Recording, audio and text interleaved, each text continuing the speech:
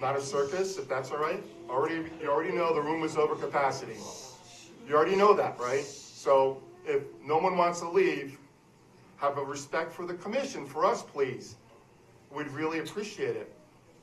We have other people here who have to complete their public hearing, and then we'll get to you in appropriate time. So we really appreciate it if you just cooperate with us, please. I appreciate it. So like I was saying, nice chicken costume, by the way, too. Oh, thank you. You're welcome. Please remove your cap and join me in saluting the flag, please. Pledge allegiance to the flag of the United States of America, and to the republic which stands, one nation, under God, indivisible, with liberty and justice for all. Next, I'd like to introduce the members of the commission tonight. To my left is Bill Gaudenzi, our vice chair. To his left is Ron Siena, a regular member. And to his left is Paul Marino. My bad. I'll get it, Marino. As our alternate member tonight, to my right is Janet Crane, recording secretary. At the administrative table is Dave Perkins, our town planner. Finally, my name is Robert Nowak. I'm the chairman for the commission seated here tonight. As an alternate member, Paul's going to be voting on members of the commission as a full member tonight. Next order of business to consider the approval of minutes for September 19th and October 3rd. Unfortunately, we don't have a quorum for September 19th, so I ask commission members to look over the meeting minutes if you have them. I have a copy here if you want to see them. Let me know if you have any corrections, adjustments, or modifications, and then I'll entertain a motion to approve the minutes when you're ready.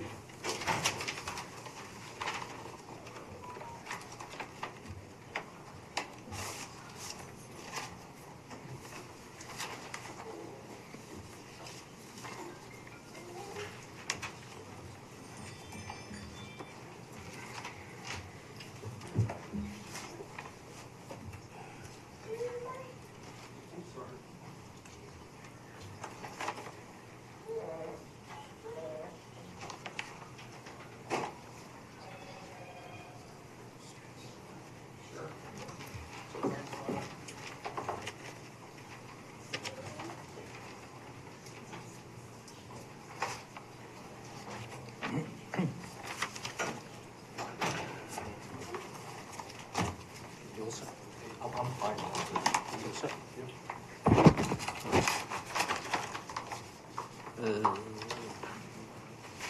Mr. Chairman, I motion to accept the minutes of October 3rd, 2024. We have a second? I'll second. Okay. Paul second. Okay. Motion by Ron, second by Paul, to approve the minutes for October 3rd. Any discussion? All in favor say aye. Aye. Aye. The motion carries. Minutes are approved for October 3rd. For expediency, I'd entertain a motion to move item number 5A to replace 4. So moved. So we have a motion to move, I'll second. okay? We have a motion, we have a second to move item 5A, which is application 2024-19, 105 North Street, to the next item on the agenda. That's the pavilion. Who made that motion and seconded it? We Who have, made it and who seconded it? Ron made the motion, I seconded. Keldon's thank you. second.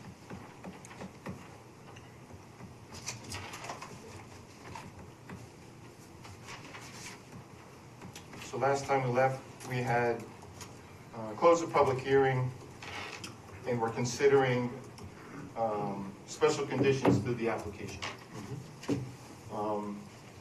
There's a motion in front of the members. If you take a moment to read the special conditions and see if that's what we're looking for.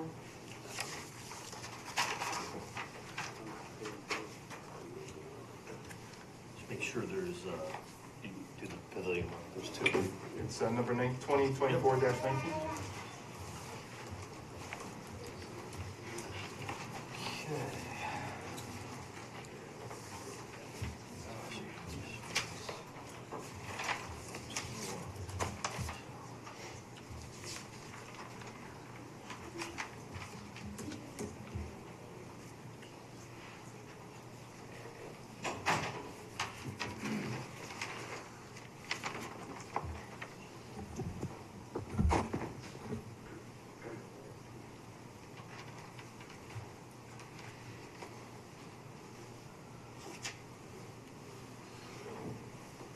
you want me to explain them? Do you want to read them? Sure, Dave, why don't you take the time to go through them for us? That'd be great. So the special condition is that the applicant shall, on or before May 1st, provide the zoning enforcement officer with an annual event operational plan that shall include a list of scheduled events, including the dates, length of event, number of persons expected, and nature of the event. The list may be amended from time to time by the applicant upon 45 days written notice to the CEO. Second one is events can occur only between the hours of 9 a.m. and sunset. And all events shall be subject to and comply with the Town of North Branford noise ordinance.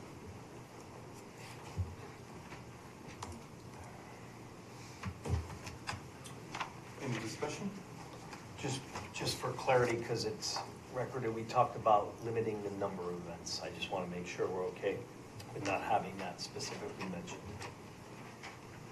That was something that we talked about. I'm not Correct. saying we didn't direct you either way, I don't think so. I just want for clarity that we're okay with that. That was one thing we talked about. I don't know if anyone has anything. Could have been the amount of people that were here too, right? We were talking about people. Did they want to do 300 people or something? Right, as capacity up to 300.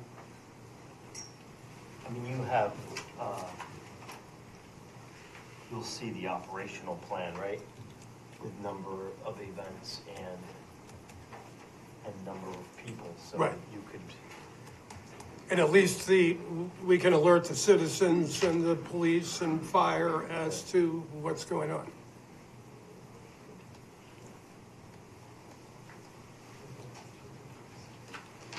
I mean, you certainly could limit the number of events and you could limit the capacity.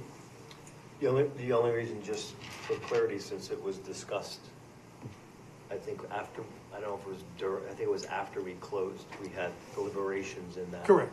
We specifically mentioned that. So I'm simply bringing it up so we can agree or not, either include it or don't, because we did talk about it. How does the commission members feel about it? None? I think the number was 12, Bill. Yeah, I do remember that, yeah. Yeah. The number was 12. Unless they apply for something extra, I guess, right? And they put in a special.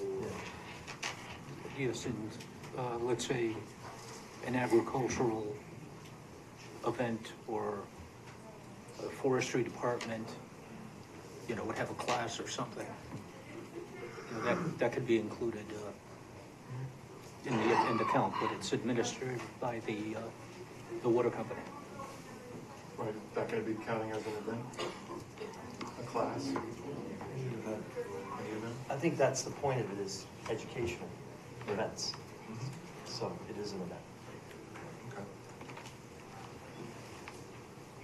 What number do you want to settle on for now? I don't think that 12 is good. I think they would have more. 12. You got sure you got winter ones, right?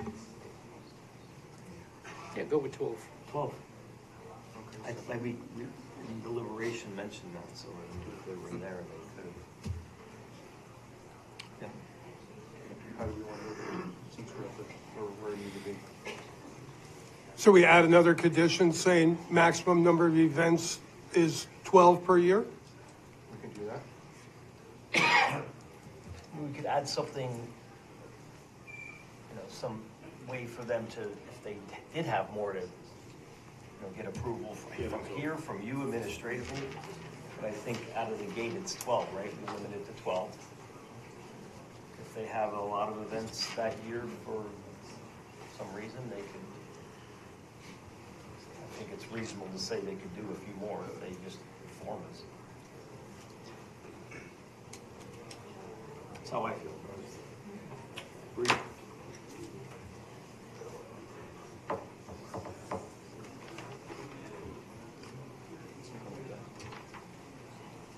It's fast. 24 maximum.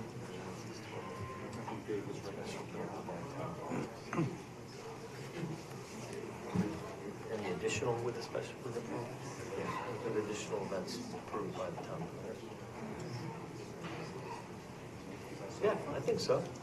See what Dave thinks. I think I'm on the same page. Maximum number of events would be 12 per year. Additional events may be authorized by the Planning and Zoning Commission. Yeah. Okay. Perfect, reasonable. You got that?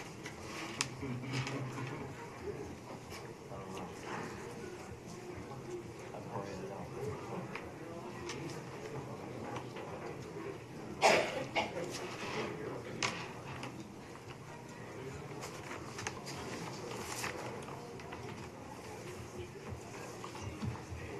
Okay? Yes. Is that a motion now or what? Yeah, we can add that to the motion. You wrote it down, right?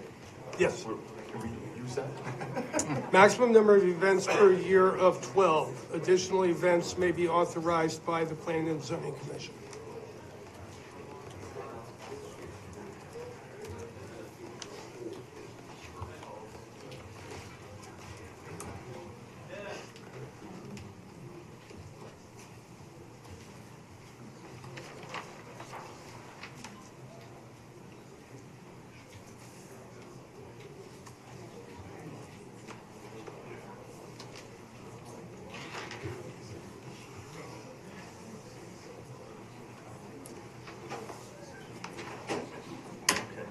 Any further discussion on the motion?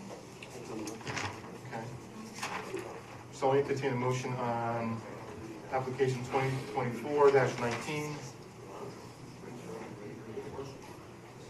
All right, I'll make a motion. I move to approve planning and zoning application 2024-19. Special use and site plan request under section 23, schedule A, line B, 3.1 for construction of 2 pavilions, 84 by 40 and 28 by 20, along with site improvements at 105 North Street, Assessor Map 38, Lot 1, Zone R80. Owner, South Central Regional Water Authority, as contained in submitted application documents and shown on plans entitled Proposed Pavilion and Rain Gardens. Permit set dated September 6th, 2024. Consisting of 12 pages, prepared by TPA Design Group, along with Stormwater Management Report, prepared by TPA Design Group, dated August 28th, 2024, with the following standard conditions: 1C, 2, 4, 7, 8, 9, and special conditions 21, 23, and 24, and I will read them. Special condition 21, the applicant shall, on or before May 1st, provide the zoning enforcement officer with an annual event operational plan that should include a list of scheduled events, including the dates, length of event, number of persons expected, and nature of event. The list may be amended from time to time by the applicant upon 45 days written notice to the zoning enforcement officer. Special condition 22, events can only occur between the hours of 9 a.m. and sunset. 23, all events shall be subject to and comply with the Town of North Branford's noise ordinance as codified in Chapter 170 of the Town Code, as it may be amended. Failure to comply with the noise ordinance shall subject the applicant and property owner to the fines and penalties set forth in the noise ordinance. And final 24, special use 24, maximum number of events per year is 12. Additional events can be authorized by the Planning and Zoning Commission. So we have a motion, we have a second. I'll second. We have a motion, we have a second to Ronald. approve the special use and site plan for the pavilion up at 105 North Street.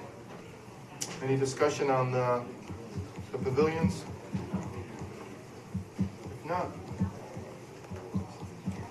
hearing none, all in favor say aye. Aye. Aye.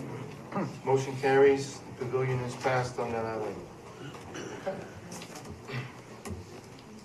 Next item on the agenda is a public hearing. Continuation of application 2024-20 West Pond Road. In addition to that, there is 4 other public hearings tonight. Application 2023-107, 1071 Foxen Road. Application 2024-21, amendment to the zoning regs for cannabis. Application 2024-22, amendment to the zoning regs for lighting and farms. With that being said, I'd like to read an opening statement before we get into the continuation of the public hearing for the Regional Water Authority. I just want to take a moment to remind everyone that this commission is comprised of volunteers who live in town to serve the committee. We are not paid for our time. We come with various backgrounds, provide a different perspective on every issue presented before the commission. The commission role is to address land use in North Branford. The use of land is governed by our regulations and in conjunction with the plan of conservation and development. We rely on expertise and qualified employees in North Branford Police and Fire Departments, along with our engineering and planning departments, to ensure the health and safety aspects are considered through their agency's point of views. We also rely on the town attorney to ensure we keep within the policy and procedure of the state statutes and town ordinances. The commission takes into consideration all views. Then we decipher the facts from hypothetical, compare the facts against the regs, decide what is in the best interest of all town residents of North Branford. We then render a decision based on our common sense, logic, reason, based on all factors noted above.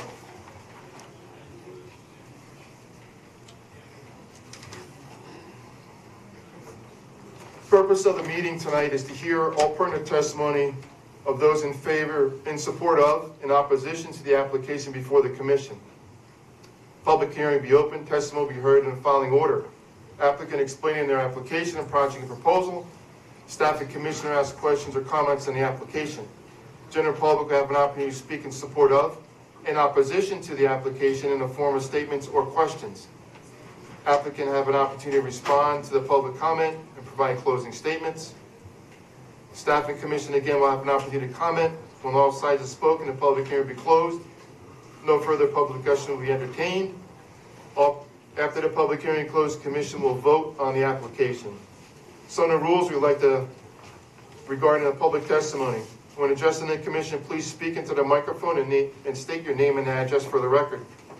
All comments should be addressed to the commission, not the applicant. To be relevant to the application, it should not be of a personal nature.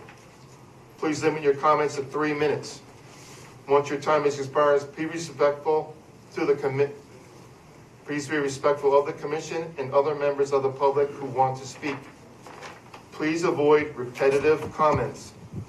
Once your public hearing is concluded, out of respect for this body, we kindly ask that the audience take any discussion about the results outside the chamber so we may continue with our business. So the application 2024-20 West Pond Road, we were talking about the new water tower you're going to build on West Pond. I see you have some renderings. You want to come up and name and address for the record? Oh boy. All right, I guess I've been known. Orville Kelly, Regional Water Authority, 90 Sergeant Drive in New Haven. Andrew White, professional civil engineer, registered in the state of Connecticut. Address is 213 Court Street, Middletown, Connecticut. All right, Commission, the last time we met, we had gone through the reason for the tank, the purpose of the tank. We will not waste your time in going over that. Pretty much how it was left was there any way in which we could provide screening around the tank? In particular, one of the residents were saying when the leaves are off that they don't want to be seen on the tanks, etc. So, of course, we did get on the map, just kind of show how the screening would be provided, or the layout, how it would be planted somewhere between 4 to 6 feet tall. And from that, we generated a 3D rendering that showed it being planted, and once it's mature, somewhere between 20 to 30 feet tall, what it would look like. Pretty much we did look at the two different types of trees, the black spruce and white cedar, which is pretty, native around there. And so we wanted to provide that information to the commission for more than, so that one, we could understand what this is about. If there are any other questions, we could answer them, and also try to get to some resolution just because of the criticality of getting the tank built and the existing tank restored. Also, there was of interest, there were some questions that were asked about the draining of the existing tank. I know we spent some time to talk about that last time, but we just wanted to point out on the map itself how both systems are intertwined and they're connected. Also, the storm retention system that is built on site. Pretty much there is an SOP, standard operating procedure, for how the tank will be drained and should be drained. We know what has happened in the past, can't speak to that. We can only control now and the future. And so over the past maybe 10, 12 years, there have been a standard operating procedure, which the storm retention system that is going to be built on site will be able to receive the amount of water that will be drained from the tank. And simply means is that 95% of the tank capacity will be pumped back into the system, so we're not wasting the water that has already been produced. And then at 1%, it's half the capacity of the storm retention system that is being designed on site. So just for my remembering this, so the new one has this, the old one doesn't, but you pump into the new one, If you right? got the permission to just come. Yeah, or just, that's the way I remember it, I just want to make sure So that. this is the existing tank. Yeah, All right, and the existing tank was presently designed. The drain line came from here, it came into this area here, and then there were two lines. One that went this way and it's open to an end wall, and then there's a second one that comes down to a second end wall. We're getting rid of this end wall and we're putting a manhole here, and this under drain is going to be tied to the new tank. Yep. So now when we get to drain this, we plug this end, so there's no water coming out here, and all the water is going to be coming here. Then it comes down into this retention system, design capacity of roughly 18,000 cubic feet, and the 1%, the 5%, which is about 9,500 cubic feet of water is what's going to be drained in the system, which is half the capacity of what's designed on the it's site. 18,000, yep, okay. So the past concerns of going down the street and into the lake will be eliminated. Will be controlled on site, absolutely. Controlled on site. Just one other thing, we did walk with it, we might as well show it to you guys. You were interested in terms of the color and how the tank would look. Pretty much, this is the most recent tank we just did over in Derby, right next to Derby High School. It's the same color as you're seeing here, this tank is going to be, and pretty much the screening is somewhat similar, right? So this is a good indication of what this is going to look like once it's finished constructed. And then these are other tanks we have in our system, next to the road, next to neighbors, and just kind of the natural screening that it presents. Looks good. Thank you. The water's going to be in the retention system, and that system is to drain out the water. It sits there and just filters through the soil. There is an overflow to the street system, but it is designed to infiltrate. So we did the infiltration testing. So this water, when released at a controlled rate, will enter the system will hold it, it will discharge, or it'll infiltrate into the ground. The discharge is for the higher frequency storms. So this would be less than a storm frequency.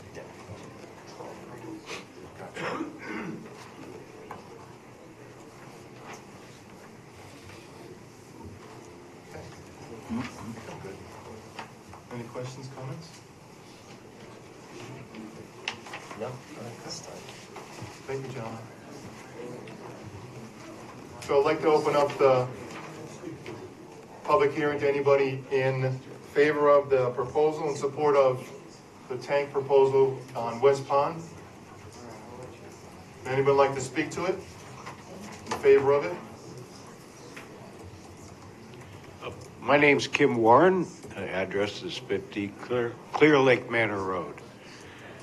Last hearing, I spoke against the proposal for the tanks. This hearing, I'm willing to speak in favor of the tanks with provision. As was just explained by the Water Authority's engineer and consulting engineers, that the retention pond, which was an integral part of this system, doesn't handle all of the water. So that, and it's thought that the water, that will have more overflow that will go into the storm system. The storm system, which we walked this morning with 2 representatives of the Water Authority, goes through piped storm drains down West Pond Road on its way to Clear Lake. At one point, it goes through an open ditch, about an 80-foot open ditch, which we examined and discovered trash in this ditch, things that were easily thrown from windows of cars driving by. I think that to be good stewards of this lake, we all should be, of our water courses, and we should provide some pipes, a pipe, rather than this open ditch from the last storm drain catch basin that goes to the lake. To keep the lake from filling in with sediment. It's been measured that more than 6 inches of silt went into this lake at one end, and it's over time, this was during a drain down, a prior drain down. And it's also been seen that this storm drain in general does bring lots of sediment filling in this lake.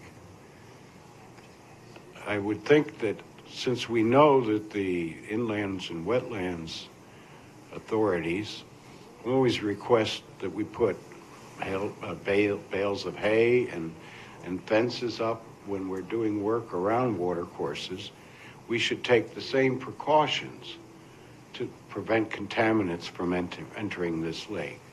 And I would say that the most expedient way would be to pipe it. We've piped it through the streets, and it should have another pipe, continuation of that concrete pipe on its way to the lake so that the water isn't bringing sediment and other contaminants. And that's where we would like to request that the water company and the town collaborate in piping the last 80 or so feet to this lake.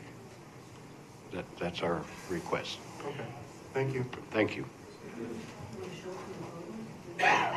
Well, if I may, we'd have photographs of this ditch and the conditions. We can enter that into your, Sure. I can provide that to your secretary. Okay. For your consideration. The other thing is the maintenance. I'd like to add the grates are so rusted it can't be opened up to clear it out. And so many of these catch basins are very clogged with sand from the winter, salting the roads and sanding the roads, and just the general dirt that runs into them. Okay, Thank you. thank you, sir.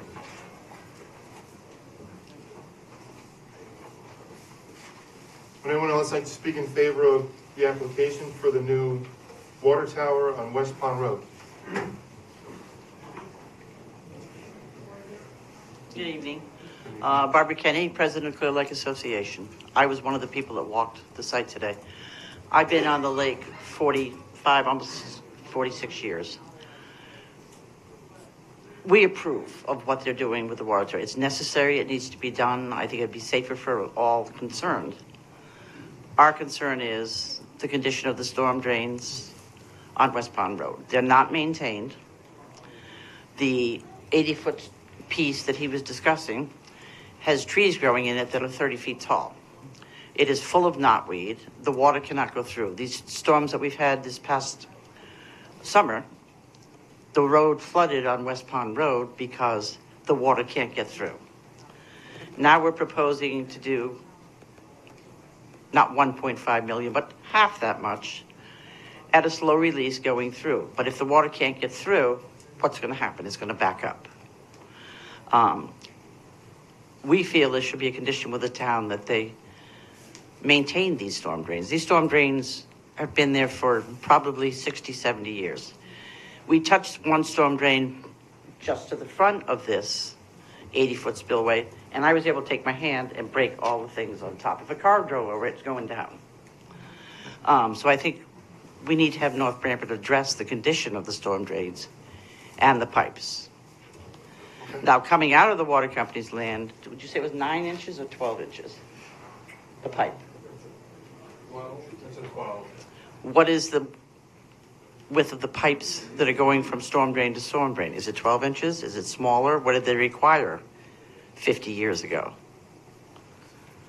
So that's our concern, is what's going to happen if we don't maintain these storm drains?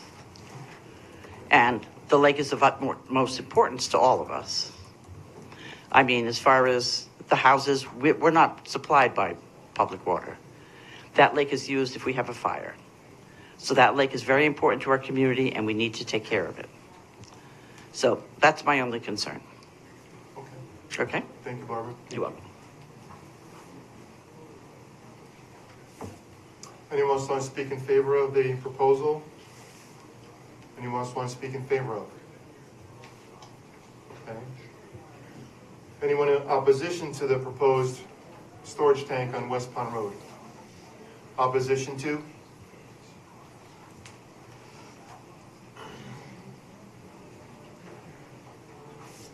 How's it going, everybody? I'm Zachary Hawk. I live at 4 Overlook Drive, North Branford. My property is within 800 feet of where they want to build this tank. I would just like to request that we have some additional time. That way we can view their new plans and their new drafts. This is the first time, I don't know if they've been available to my knowledge before any decisions are made on this. It's going to affect my property value, having a big industrial tank in my backyard. And that's about it. Thank you.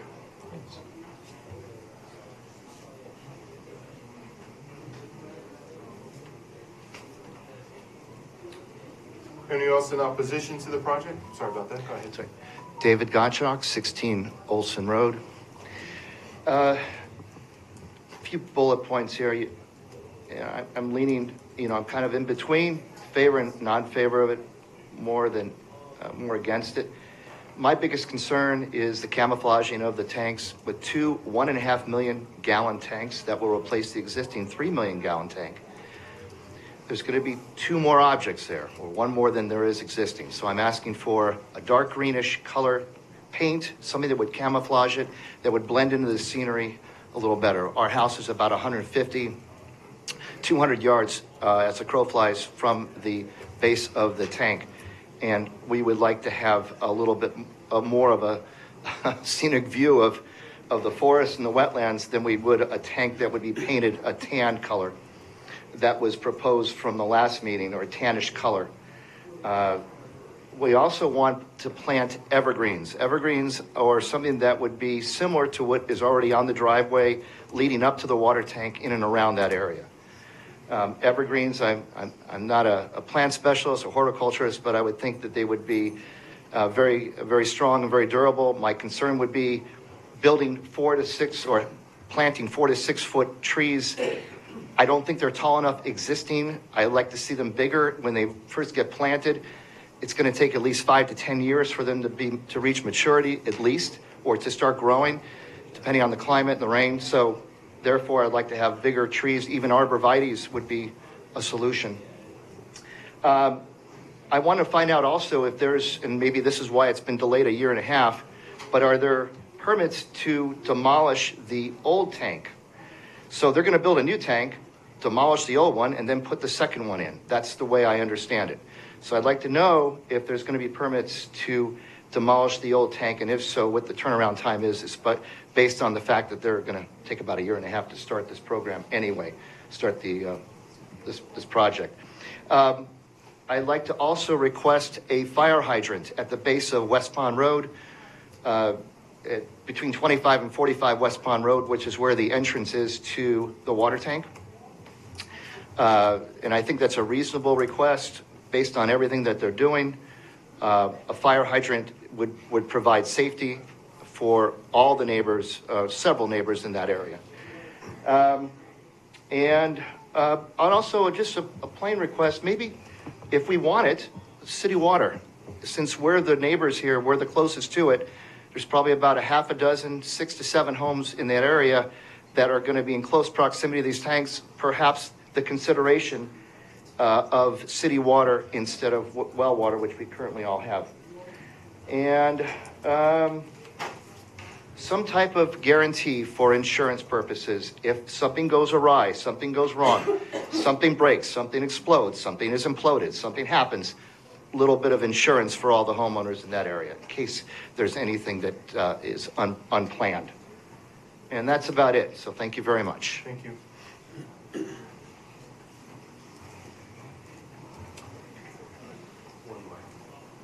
Bill Redmond, 9 Olson Road, North Branford. I'm still concerned about runoff on the hillside because I'm not so sure that the containment system has anything to do with the actual water that's on that hillside. Is that primarily for if there's a leak? Over here, sir. If there's a leak? Thank you. If there's a leak, I think that's what the containment is for. I'm not clear on that. Okay. So I am still concerned about water coming off the hillside onto Olson Road. Thank you. Thank you. Anyone else against the project?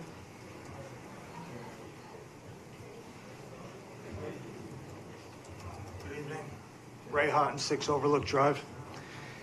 So I'm not sure if the last time was discussed about this drain basin. I'm curious as to where that is. And the other thing that I'm asking about is I know they said the hours are going to be 7 to 3 or 7 to 3:30. Is that 7 days a week? Is that 6 days a week? You know, is it just Monday through Friday? You know, we're going to listen to this on weekends or not? I'm just curious as to those questions. Brady, you want to look at the rendition? Zach, do you want to look at the plan? Can somebody show me where this drain basin is?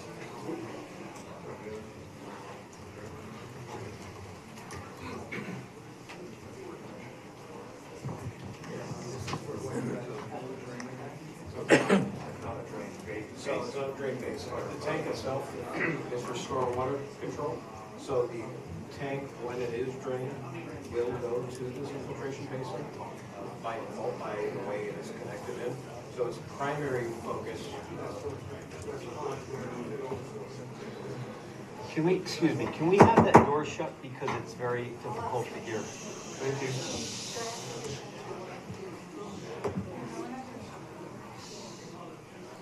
Go ahead, sorry. Thank you, Andy. All right, so the primary purpose of the stormwater infiltration system, so there was a comment earlier that asked about if the flows going to West Pond Road as well as sediment. One, we have hydrodynamic separation ahead of this system, so we're taking any sediments that get into the catch basins that are filling up those sumps. They will be regulated and maintained on regional water authority property. Any sediment that bypasses those catch basins goes to hydrodynamic separator, to swirl chamber, all that sediment settles out. So this is for water treatment. Then it goes into the retention chamber itself. The primary purpose of this is to infiltrate into the ground and reduce flows and volumes that are discharging off the site. So there was a comment about increase in stormwater. This system will decrease the stormwater in all of the flow, all of the storms from the 2-year to the 100-year storm. And then by nature of this being on site, We have connected the existing tank as well as the new tank in. So during a non-storm event, when this chamber would be at last empty, this is designed to drain for the 72 hours of the storm.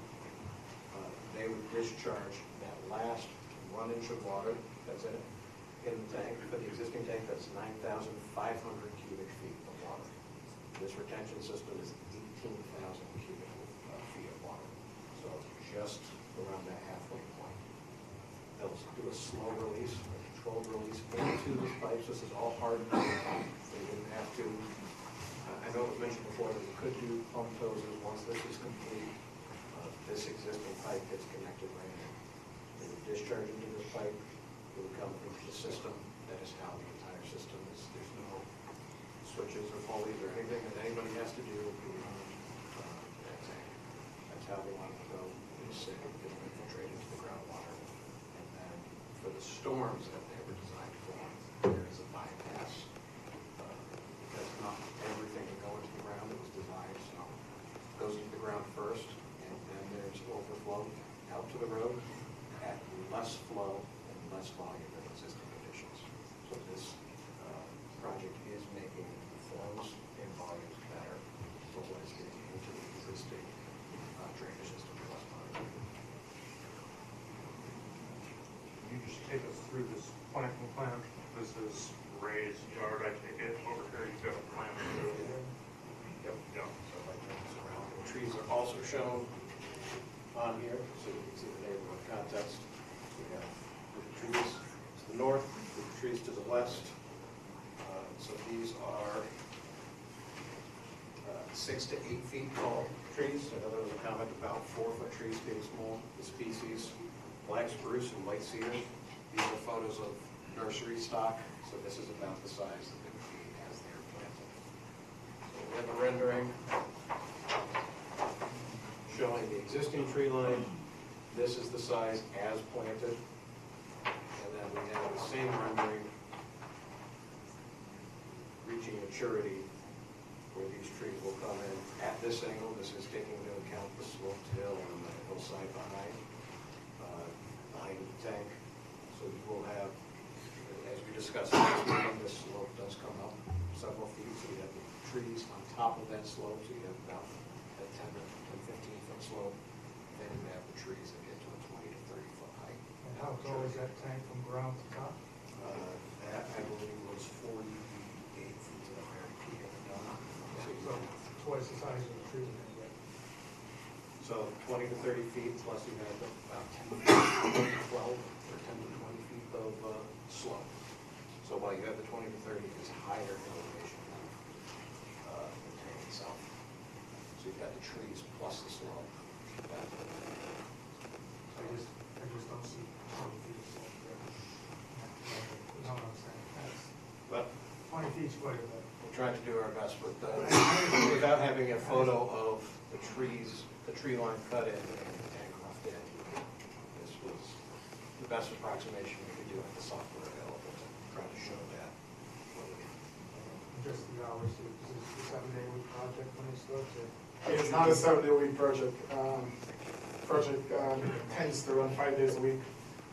In the event there's some emergency or something like that, that would be communicated, we would seek permission, and it wouldn't be starting at 7 and it would be running late. So in the morning, Monday through Friday, it would be 7 to 3:30. Typically, if it's during summer days or something of that sort, communication would be held saying, you know, we're looking to go longer because longer is shorter in terms of the duration of the project. And in the event that, you know, something happens where it needs to be on Saturday, it wouldn't be 7 o'clock, it would be like 8 to like 3. So it wouldn't be an extended period of time, it would be just to get something or deal with an emergency. And that's typically normal construction operation. Thank you. Thank you. Thank you. Thank you, Andrew. Would anyone else like to speak in opposition to the tank on West Pond? Anyone else want to speak in opposition to the proposal? Hearing none, would you like to rebut some of the comments and questions relative to fire hydrants and evergreens and runoff and I think the runoff was addressed by Mr. White. In terms of the camouflage and everything else that is being asked for, as you can see from this picture, this is probably one of the best camouflage we're going to have. In times past, we have tried the green paints on tank. It doesn't work. It doesn't work for the water quality also. And so, you know, it's more lighter, brighter color.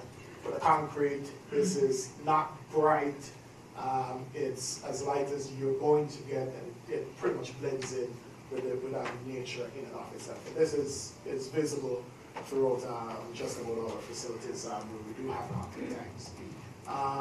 In terms of the fire hydrant services, you know, the regional does have means and methods of providing running water main tanking services to residents who does not have water service. We did talk speak last time regarding the fire hydrant, and that has not changed in terms of the water main is coming out on the opposite side of the water tank, and that the fire hydrant cannot be extended off the water tank.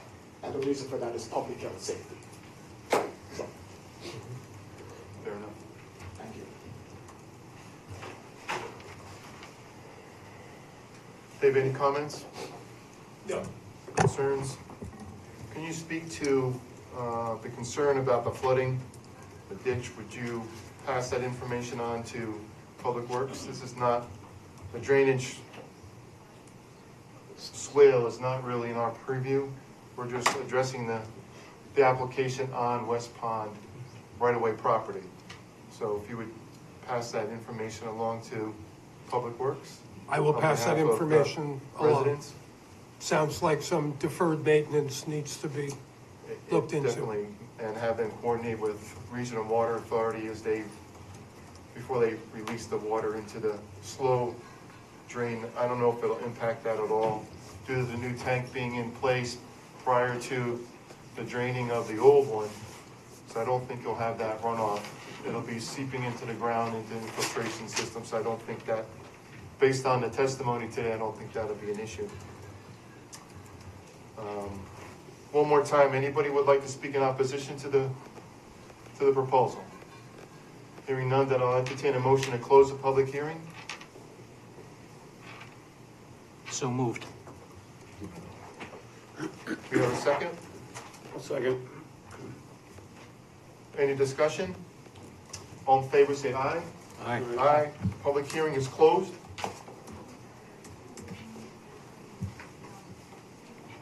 Commissioner, do you have any questions, concerns, comments relative to the old tank, new tank? Obviously, the old tank is not in the proposal today. We're just looking at the new tank and its construction.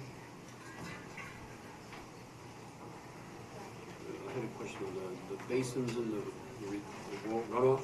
Is that something the town is supposed to keep clean, or is that something that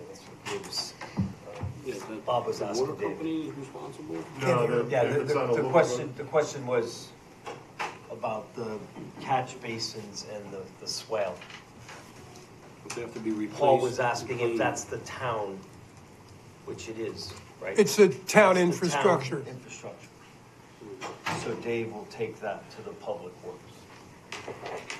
But it's not, it cannot be part of this application. It's not the water company.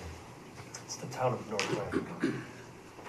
As far as Clear Lake goes and its sediment in there, that's not part of the application and certainly not within our jurisdiction to make any comment other than the town planner pass that along to the appropriate authority to address that.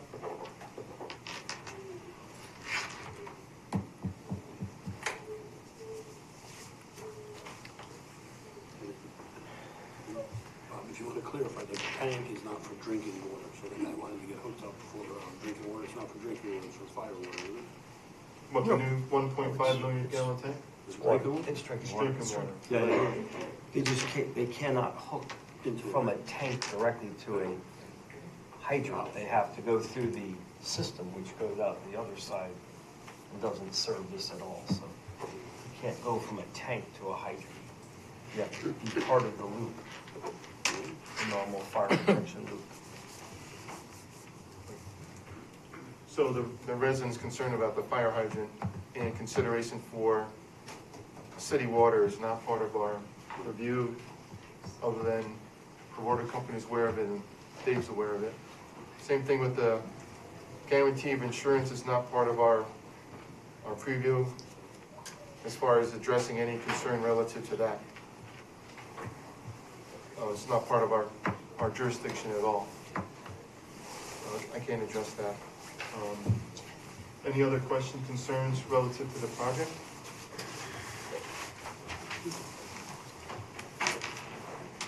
I'm not leaving, it's cold up here. I'm glad I'm not the only one. All right. With that being said, I'll entertain a motion to approve the application 2024-20, special use on West Pond Road. With a, Yes, sir. Exception? We have a motion from last time. we do, but you may want to add a condition or update the We have to. motion so that it reflects the plan with the plantings on it. Okay. Want to help So- me word that? I'm not sure what the name of that is, or is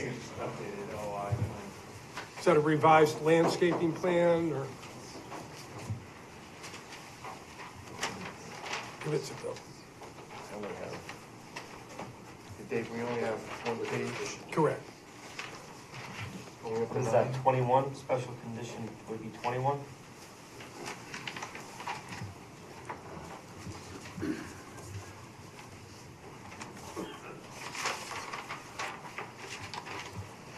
Let's see. What do I call this?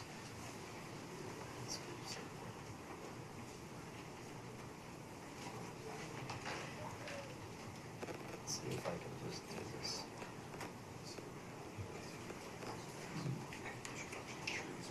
August, so August 2024. Okay. Okay, I got it. You ready? All right, I move to approve planning and zoning application 2024-20, special use and site plan request under section 23. Yeah. Schedule A, line B10, for construction of a new water storage facility, along with site improvements at 0 West Pond Road, Assessor Map 27A, Lot 6A, Zone R40, owner South Central Regional Water Authority, as contained in submitted application documents and shown on plans entitled New 1.5 million gallon North Branford Water Storage Tank. Permit set dated August 2024, consisting of 21 sheets prepared by Tig and Bond, along with stormwater management report prepared by Tig and Bond, dated August 2024, with the following standard conditions: 1C, 2, 4, 7, 8, 9, and special condition 21. No, it just would be Special condition 10, yeah, special condition 10. Adherence to the landscape and site restoration plan dated October 11th, 2024.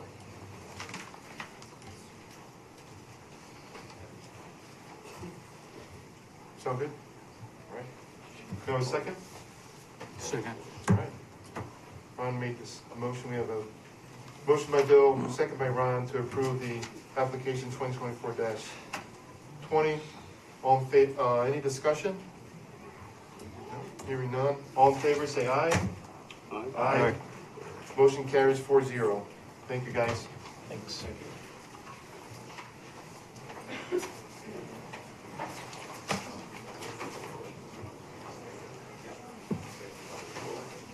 Next item on the agenda Want this back? is application 2023-23, 1071 Foxton Road. I'll have Bill read into the record the public notice. This is the legal notice. Please insert the following legal ad in the New Haven Register on Friday, October 4th, 2024, and Friday, October 11th, 2024. Legal notice, North Branford Planning and Zoning Commission. Notice is hereby given that the North Branford Planning and Zoning Commission will hold a public hearing at 6:30 PM on Thursday, October 17th, 2024, at the North Branford Town Hall, 909 Foxton Road, North Branford, Connecticut, to consider the following: application 2024-23, special use permit and site plan request for the construction of a detached garage 60 by 40 for commercial use with one office and one apartment on second floor at 1071 Foxton Road. Owner applicant John Rienzo. At this hearing, all interested persons may appear and be heard, and written communications will be received. Copies of proposals are on file for public inspection in the Town Hall Planning Department. Robert Nowak, Chair. Thank you, Bill. Applicant here, would you state your name and address and explain the project to us? John Rienzo, 1071 Foxton Road. Basically, it's going to be a wood structure building. It'll be 2 stories with a shop on the first floor. It's going to have an apartment, 1 unit, and 1 office on the second floor.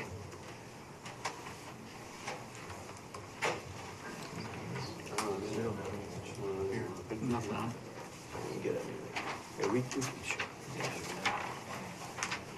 John, what kind of exterior is the building going to have? It's going to be siding, vinyl siding. Okay. What was that? Vinyl siding. Oh, vinyl siding. Here we go.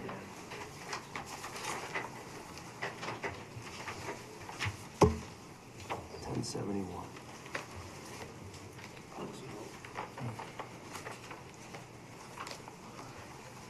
What's your color scheme, John? I'm not sure yet. I'm thinking gray. You're thinking gray? Okay. Does the existing house have gray on it? Is it going to match the existing home?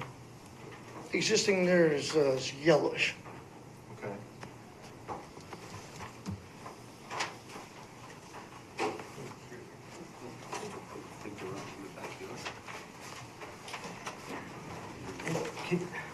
I may have missed it. No, you're fine. What is the purpose of this again? I apologize. I'm sorry, is that? Maybe start again with what the project is? It's a 2-story, 60 by 40 building. Yeah. With a shop on the first floor, with an office. Mm-hmm. The second floor, we're gonna have an office and an apartment. Okay. And what's the zone, Dave? Say that again? What is the zone here? B1? Okay. Yep.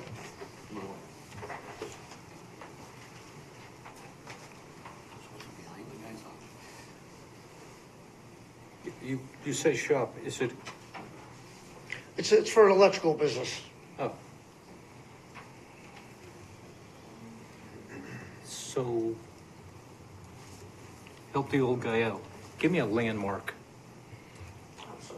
I can't hear you though.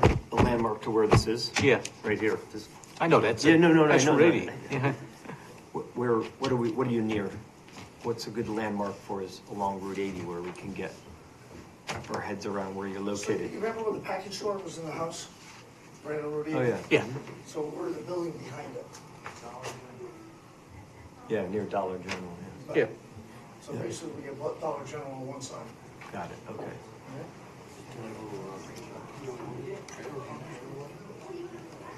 Sure. No.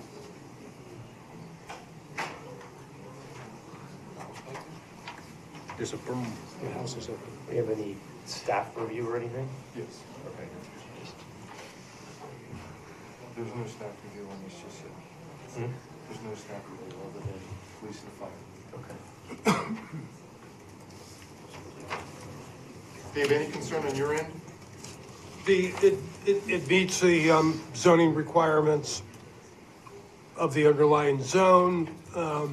You do have a fence in the back of the property. You do abut up against a residential zone.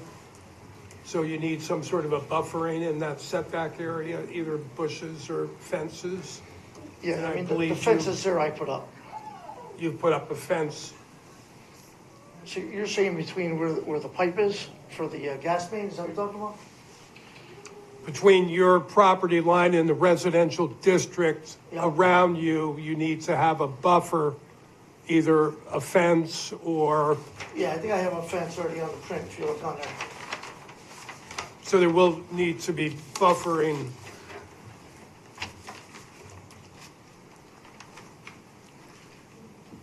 Having a width of not less than 1/3 of the width of the required setback area planted with trees and shrubs of suitable species, or the commission, however, may approve fences, walls, or other means of landscaping in substitution for the green belt.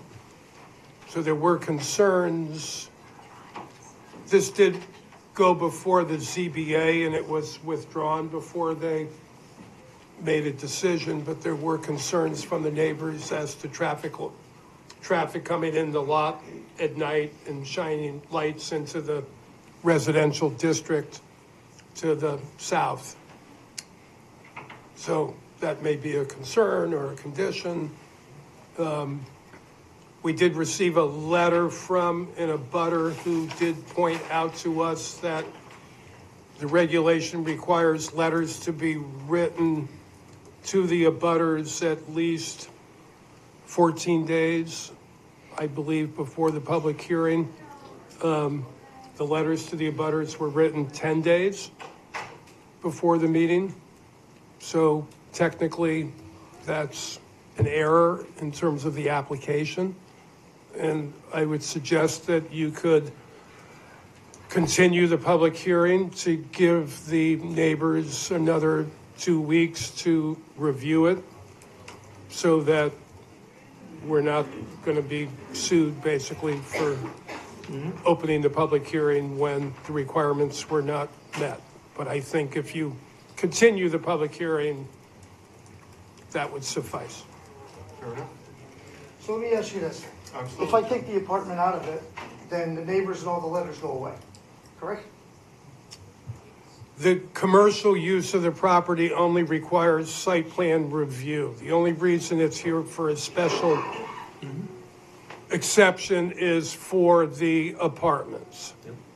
So if he wanted to withdraw his special permit application now and just apply for the site plan, that would not need to be advertised, and you could probably, you could approve the site plan application and not approve the special exception. And he could come back at a later point and apply for that. How many apartments was it? What's that? How many apartments? One.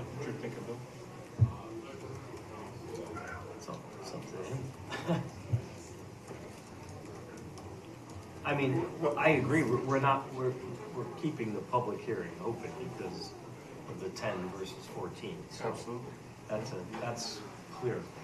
Whether he wants to leave the apartment, that's not our decision, that's his decision. Well, I mean, we could approve the site plan tonight and not the special exception, and basically deny that if you want. But I mean, they're actually two separate applications. I mean, he's applied for the special exception along with a site plan. If he wants to pull the special exception part of it and just allow the site plan application, I think you could do that. If you think that's... I like to keep things simple, however, everything we have in front of us has it all together. Correct. And just for me, just personally, I think we need a one-to-one relationship to things. So I don't know if I want to start going down the road of looking at a combined thing, but saying, I mean, I think we're going to carve this out tonight and approve this and not that. I mean, that's, correct, and we're only that's just getting talking... messy for me. We're only talking 2 weeks. It's not as if it's going to snow tomorrow. I apologize, but it's all combined now. So if the idea is to separate them, I think for me, I need a clean. I agree. This is what it is. You know, this is what we're looking at. We're voting on and reviewing what's in front of me, not a combination and Right. trying to separate. So as it stands right now, right, we are lacking information from the site plan aspect, period, based on the concerns of the neighbors that we don't know how far the fence is, what it looks like currently, and I think we'd like additional information. So I think we'll continue the public hearing unless you want to withdraw and come back with a site plan. Is that my understanding correctly? Well, I think you'd like to see more of the color of the building and what Color of the it's building actually as going to well. look like. Yep. I think we Fence, should see offset. what the fence is actually going to look like, or some sort of planting in that buffer area that complies with the 41.2.12B, the buffer area. And What happens when your buffer is up against, you know, like the gas main that's there? So you kind of have a buffer on that side, there's already a fence there. So basically the fence just on one side, you're saying? yeah, I think if you gave us photographs of what's there and you were going to maintain that, then the commission would understand what they're looking at. Okay. So your call. We're going to continue the public hearing, and we're going to leave it at that, and then you decide whether you want to pull that, and then come back with a site plan addressing all our concerns for what it looks like, the buffer zone, pictures, and the like. Okay. Does that make sense? Yeah. And I think you could open it up to see what the public has to say, so we have more feedback. Okay, fair enough. Thank you, John. Okay, thank you.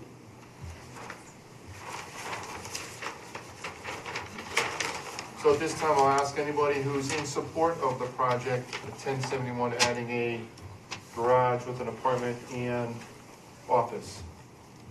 Anybody in support of? One last time. Anybody in support of the project at 1071 Foxton Road? Hearing none. Anyone in opposition to the application? 1071 Foxton Road.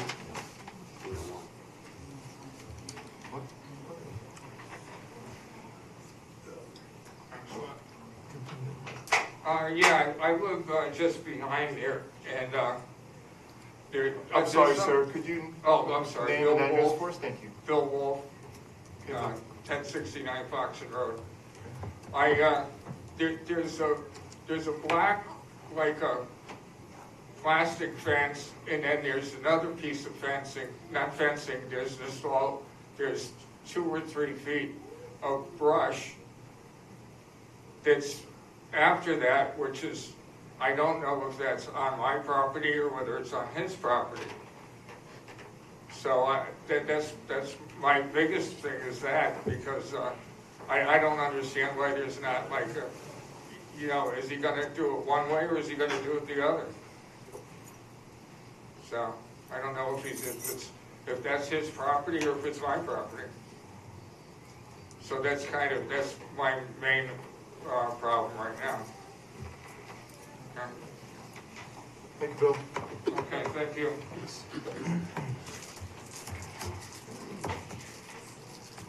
Anyone else go ahead. Hold on, John. Anyone else in opposition to the project? Opposition to the project?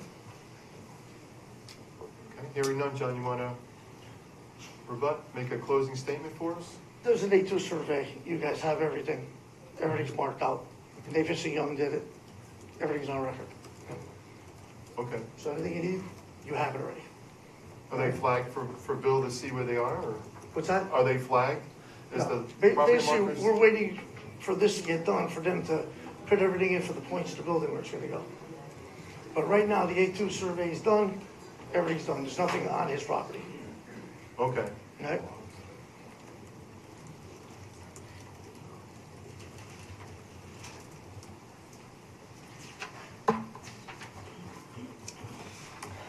Okay. Anyone else in opposition to the project? Hearing none, then I'm just going to continue this public hearing until next meeting, which is November 7th. Any motion for that? No. Good. Thank you. Next item on the agenda is 2024-21. amendment to the zoning regs for cannabis.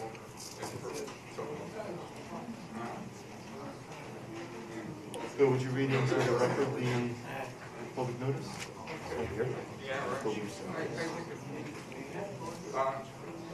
Should I do them both? Yes, please. Okay. All right, I'm gonna read the legal notice that was in the October 10th, 2024 sound. Legal notice, North Branford Planning and Zoning Commission. Notice is hereby given that the North Branford Planning and Zoning Commission will hold a public hearing at 6:30 p.m. on Thursday, October 17th, 2024 at the North Branford Town Hall, 909 Foxton Road, North Branford, Connecticut, to consider the following.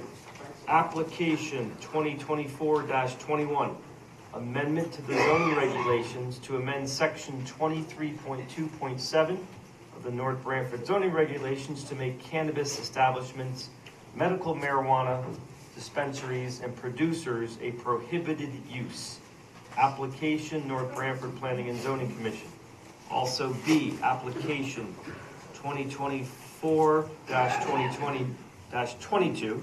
Let's say it again. Application 2024-22. Amendment to zoning regulations to amend section 41.2.11, lighting, and sections 44.5.3 and 44.5.4, farms. Applicant, North Branford Planning and Zoning Commission. At this hearing, all interested persons may appear and be heard, and written communications will be received. Copies of proposals are on file for public inspection in the Town Hall Planning Department and Town Clerk's Office. Robert Nowak, Chair. So since the inception of the legalizing of marijuana in the state of Connecticut, the Town of North Branford Planning and Zoning has implemented a moratorium for the last 3 years. The moratorium ends October 21, 2023, 24 actually. So after a discussion with multiple parties within a couple of public hearings, there wasn't much public support for having us sell marijuana in, or grow it in, actually sell in North Branford. And my understanding is that the benefit to the town is 3% of sales. So if we decided to, being a farming community, grow it, we wouldn't make any money on the growing of it, only the sale of the marijuana. Am I understanding that properly so far, Dave? So instead of waiting for someone to come in front of us with another application, the commission has put forth a text amendment to deny the ability to sell, grow, distribute marijuana in North Branford. So with that being said, since we're the applicant, I think I captured it pretty good. Dave, you have anything you want to say regarding the cannabis? Okay, Commission members, anything you'd like to add? Okay. So what I'd like to do is open it up to the public. For those in support of our text amendment to prohibit, cannabis dispensaries and producers. Anyone in support of that motion, that idea? Anyone in support of that idea who would like to speak? Anyone in support of?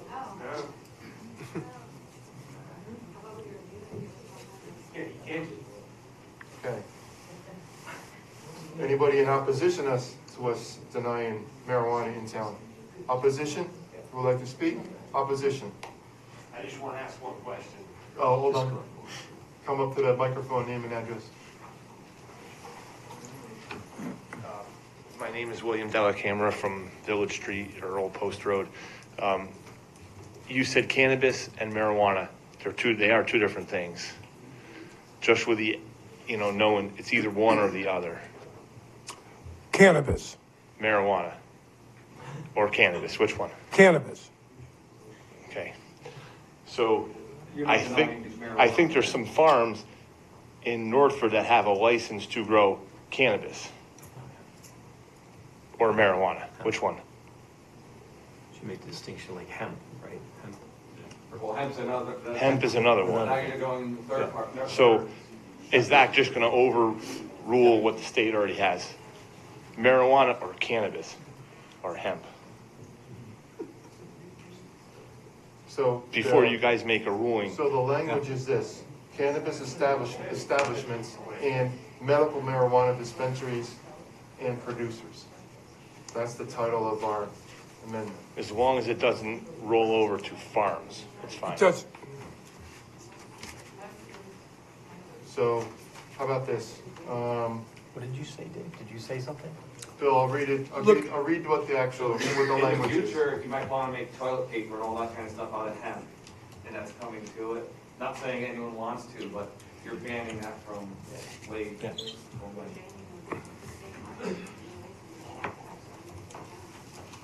So in this text amendment, it reads, cannabis shall mean marijuana, as defined by General Statute 21A-240 of the General Statutes. Cannabis establishments shall mean a producer, dispensary facility, cultivator, micro-cultivator, retailer, hybrid retailer, food and beverage manufacturer,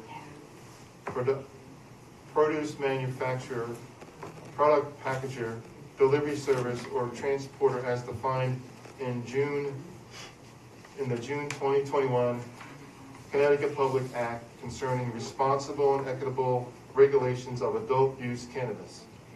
Public Act 21-1, Senate Bill number 1201. So then it's attached to something from the state, then that's fine. Correct. Okay. As long as it doesn't interfere with a farmer that already has a license. It's specific to the Public Act. Okay. That's good. Thanks, Will. Thanks, Bill, for that. Appreciate it.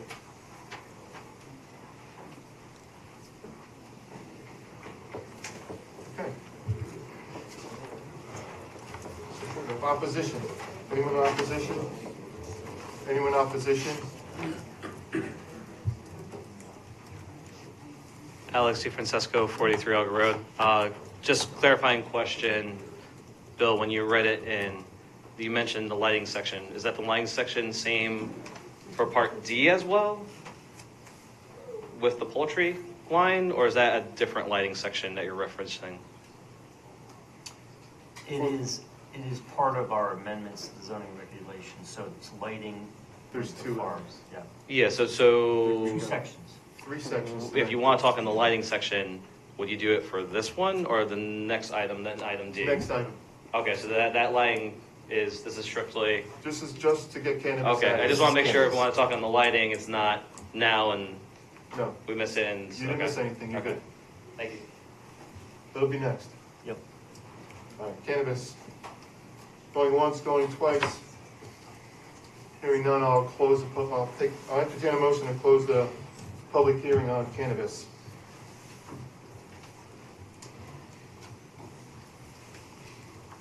Again, so moved. Okay. We have a second? A second. Okay, we have a motion, we have a second. Any discussion? All in favor, say aye. Aye. Aye. Motion carries. Cannabis is now not going to be part of North Branford. No, that was the public hearing. And close the public hearing. Yeah. My bad. Jumped ahead of myself. Okay, so I'm glad Bill was able to clarify that for us. I didn't know that, so thank you very much. Appreciate that. Yeah, thank you. They didn't want to deny or stupid word. No. And the commission had no knowledge that there was such a thing other than how this is written. So close the public hearing. Any discussion on how you guys feel about our text amendment?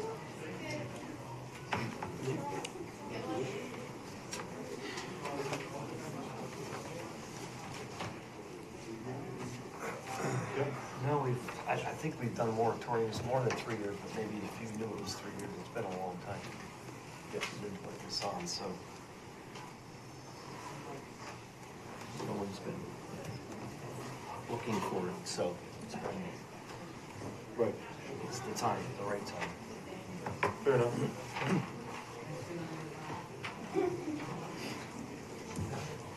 And it's a public hearing, no one's for or against. Okay. So I entertain a motion to approve the text amendment for cannabis.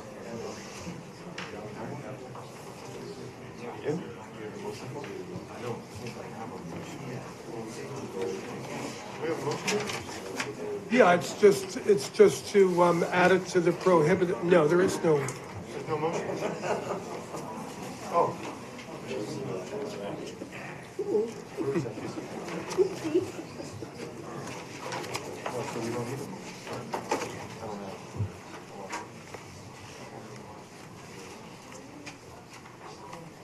I think you can just read it right off of the. I move to approve application 2024-21, amendment to the zoning regulations to amend section 23.2.7 of North Branford zoning regulations to make cannabis establishments, medical marijuana dispensaries, and producers a prohibited use.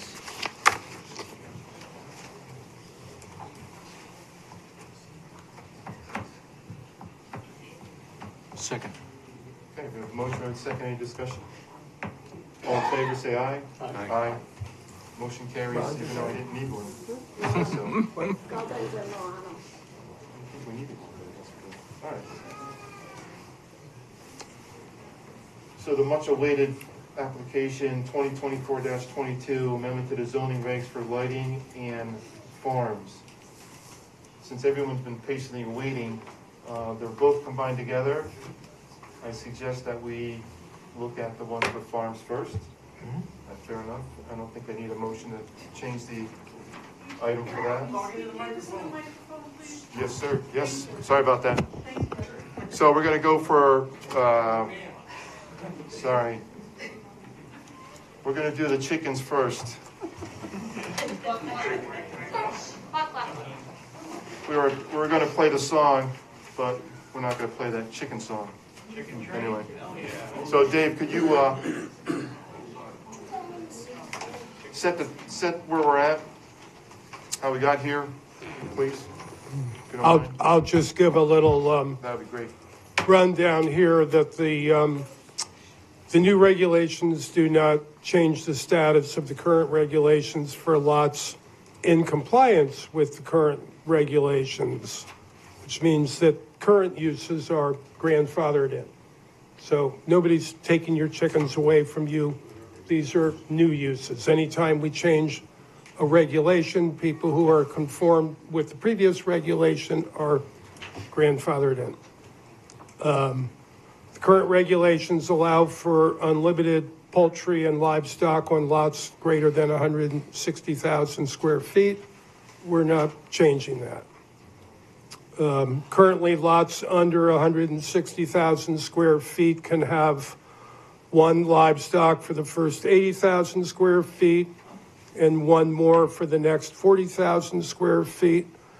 So you can have 4 livestock on 160,000 square feet and then unlimited. We're not changing that regulation. Currently, you can have poultry on lots under 160,000 square feet, and you can keep up to 20 chickens or poultry, roosters or poultry, on any lot under 160,000 square feet. The new regulations don't change anything on lots over 160,000 square feet. The new regulations limit the number of poultry on lots of less than 1 acre. Lots over 1 acre can still have 20 chickens. The major change here is that it bans roosters and guinea hens on lots under 160,000 square feet. It regulates the location of manure, and it really doesn't change the fencing and structure and setback locations for coops and fences on any lots.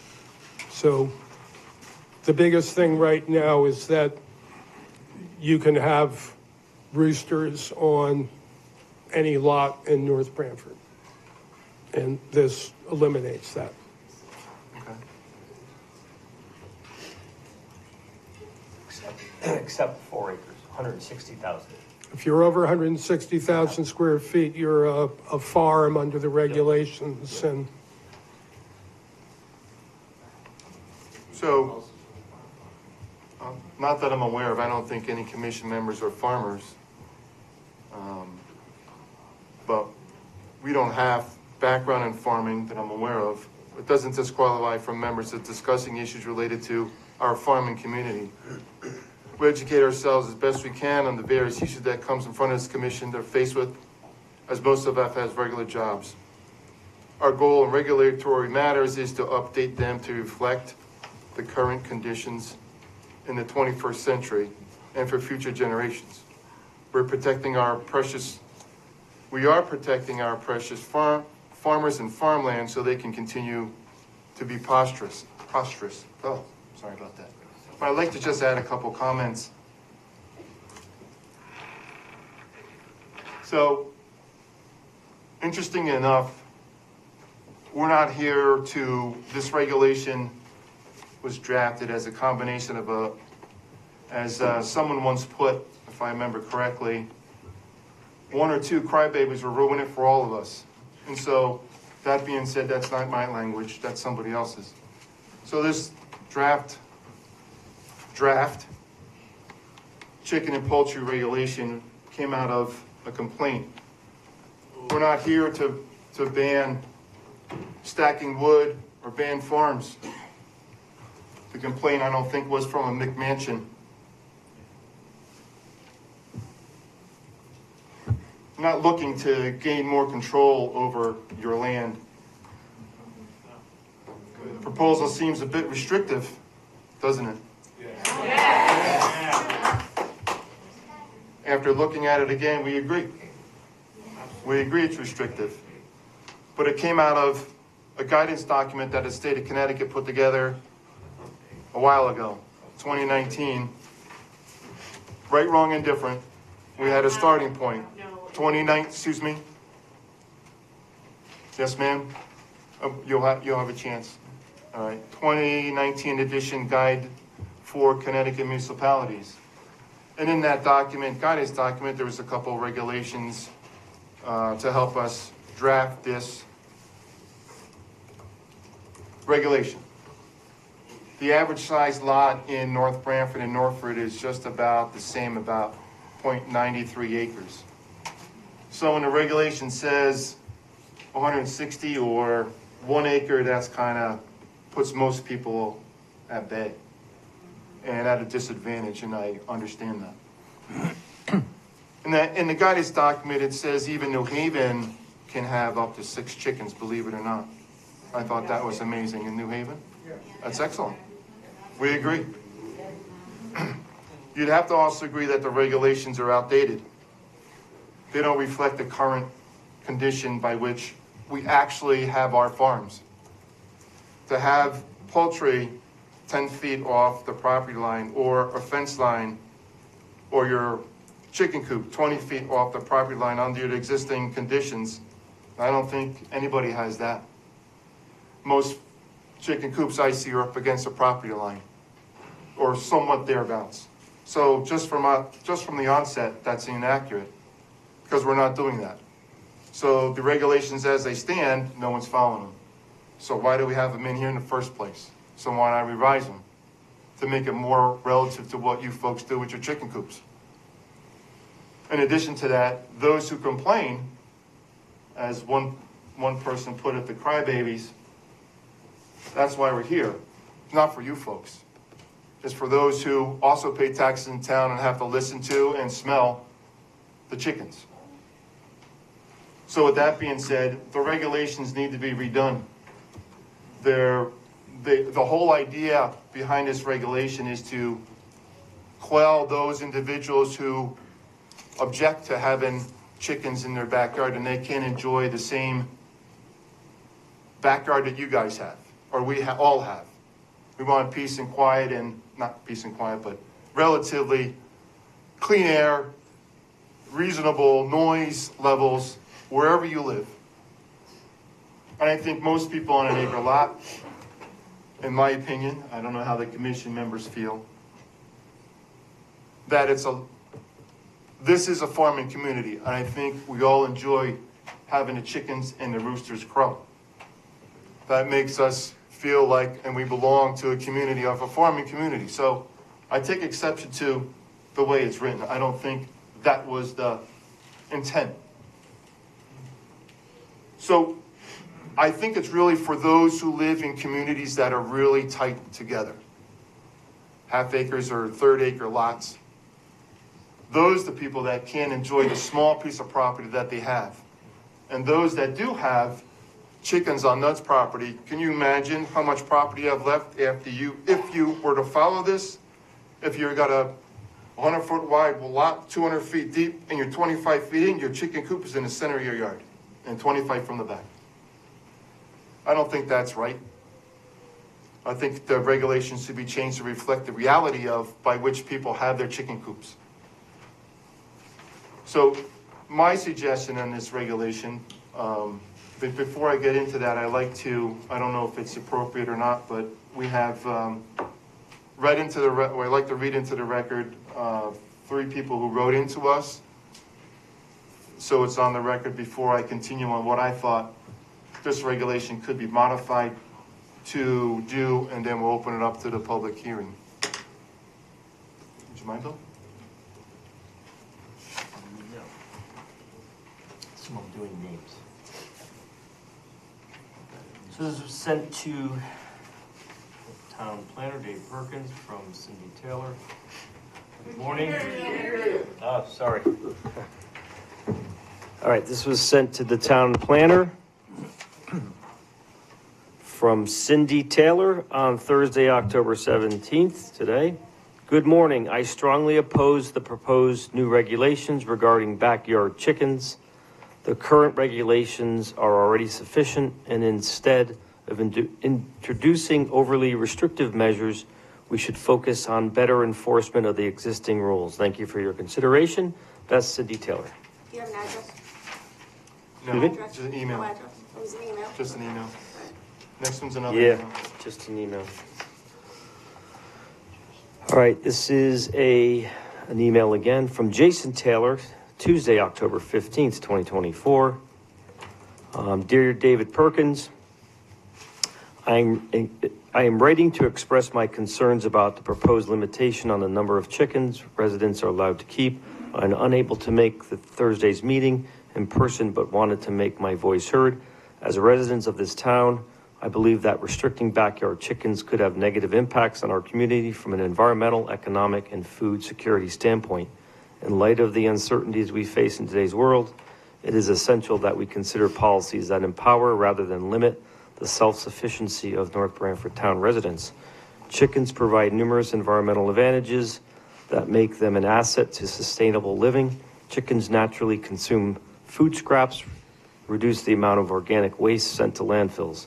A town in Belgium provided 6,000 chickens to the residents and reduced 100 tons the first month of food waste from entering the landfill. And he references the website for that reference. Chicken manure is an excellent organic fertilizer that enriches soil and reduces the need for synthetic fertilizers. Keeping more chickens means healthier gardens and lawns for residents without relying on chemical inputs that can run off into local water sources. Restricting the number of chickens would limit these valuable environmental conditions or contributions that chickens make. Backyard chickens provide an affordable way for working class families to supplement their food budgets. In today's economy, town residents need all the help they can get to make ends meet. Eggs are an affordable, high-quality source of protein. With grocery prices on the rise, allowing families to keep more chickens can significantly reduce their reliance on store-bought eggs. Families who keep more chickens than they need can trade or sell eggs to neighbors, promoting local food systems and keeping money within the community. Limiting the number of chickens disproportionately affects families who rely on them as a resource to lower their food costs. With the uncertainties in global food supply chains due to climate change, economic instability, and potential shortages, local food production is more important than ever. During the COVID-19 pandemic and other disruptions like the 2 hurricanes we just had, many people experienced shortages and higher prices for staple foods, including eggs. Backyard chickens offer a reliable local food source, providing a safeguard against potential supply chain breakdowns. Encouraging residents to grow their own food, whether through chickens or gardening, builds resilience within our community and decreases dependence on external systems. By allowing more chickens, the town can help ensure that its residents are better prepared to handle future uncertainties related to food availability. In summary, limiting the number of chickens residents can keep would not only hinder our community's ability to make environmentally and economically sound choices, but also reduce our capacity for food security in these uncertain times. I respectfully urge you to reconsider this proposal and instead support policies that encourage self-sufficiency and sustainable living for all town residents. Thank you for your consideration. Sincerely, Jason Taylor.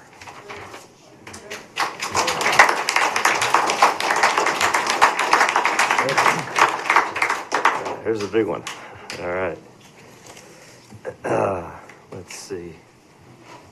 How many pages is that? Oh. This is just a couple.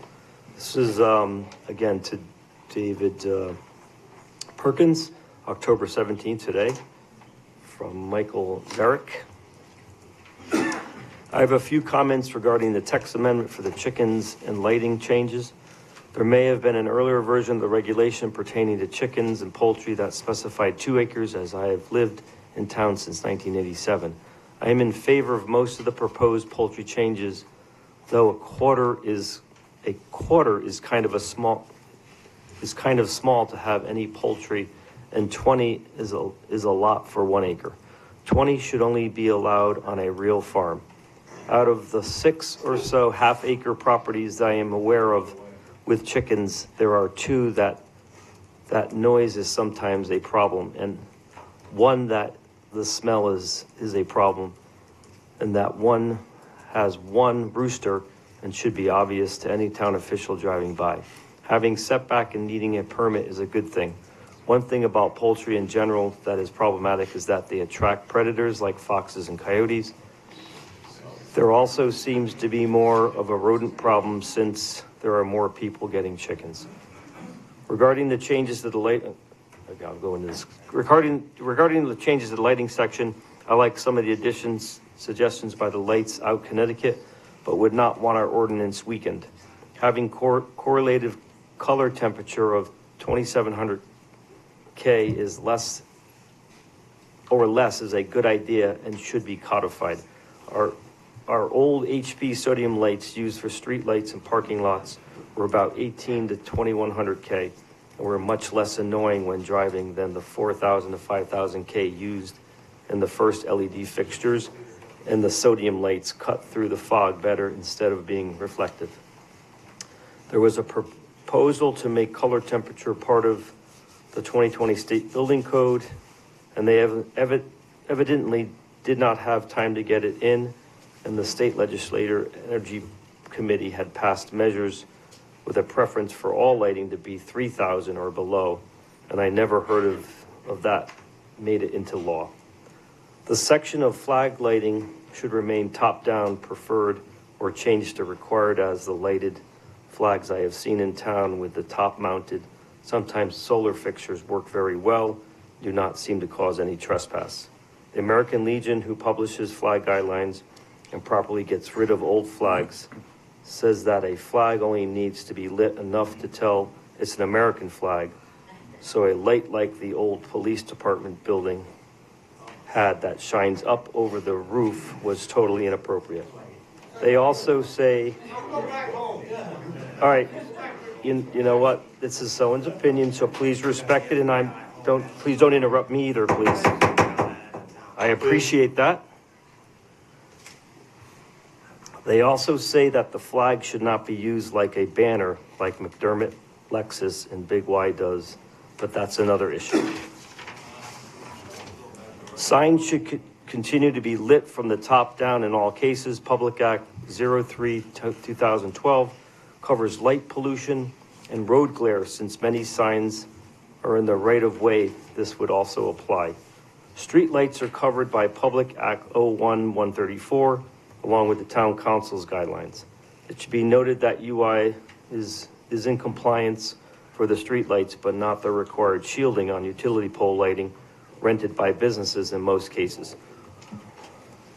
Wallingford Electric has been installing LED streetlights that are 4,000 to 5,000 K in some places, which is not in compliance with the council's wishes that they be 3,000 K or lower. I think this was missed because they did not institute a full-scale replacement of older lights like UI did and have been replacing them as they fail.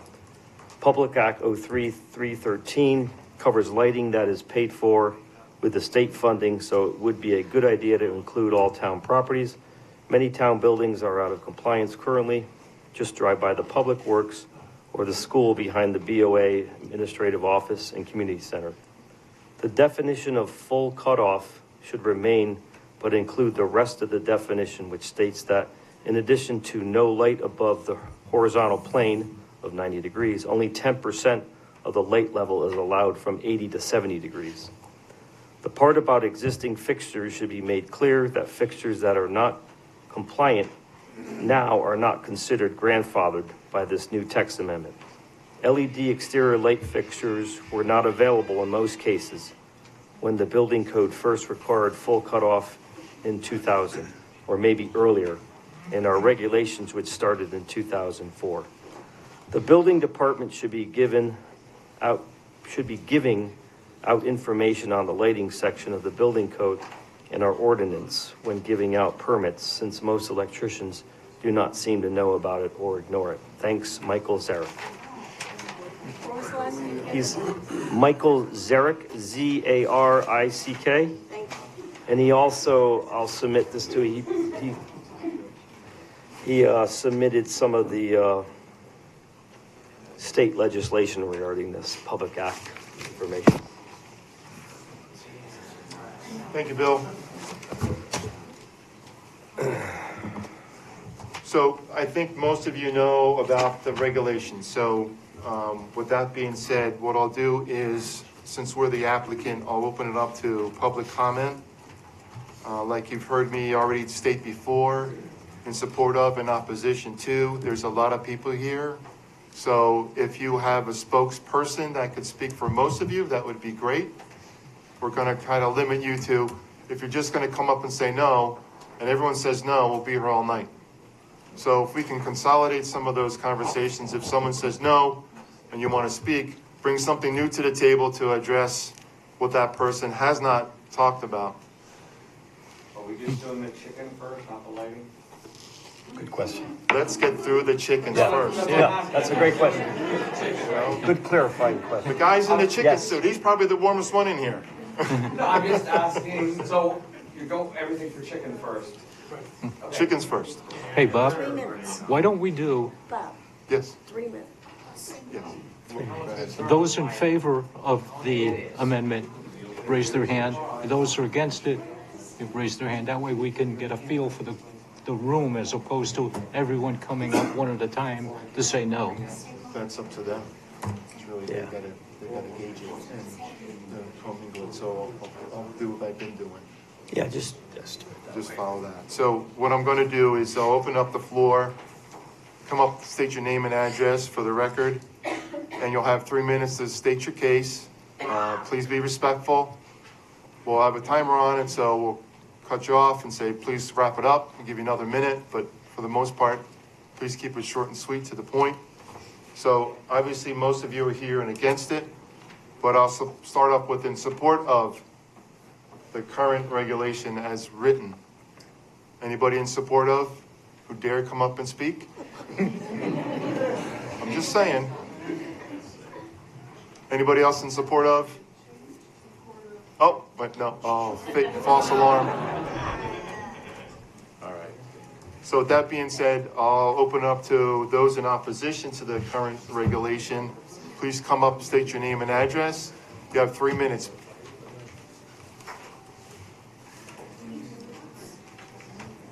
Hi, I'm Kara Papa. Can you hear me? 65 Great Hill Road. And I apologize if I came off while you were talking, but my rebuttal came from that document, so that's why. And so We're on the same page. Nice. yes. So one of my my values, my core values are integrity and forgiveness. So one, we're all human, and I get that, just like you do. However, the way that this was done, I found it on a flyer in Guilford. So I appreciate that you published it in the Sound, but for the 21st century, I don't know how many people in here read the Sound, but I do not. So nobody knew anything, and you couldn't find it on the website either. So, but our planner had the integrity to take responsibility for that, and I appreciate it.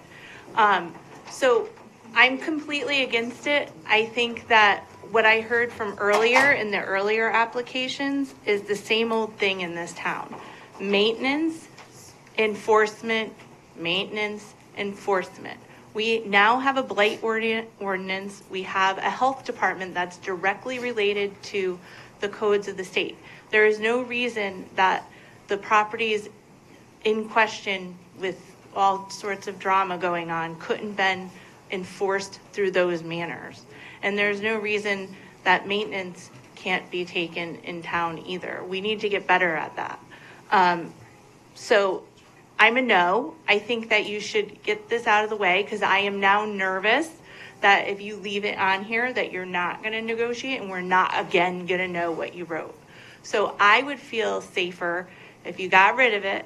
We went to the town council, we got an ag commission in, and like you said, you kind of educate yourself when you talk to people.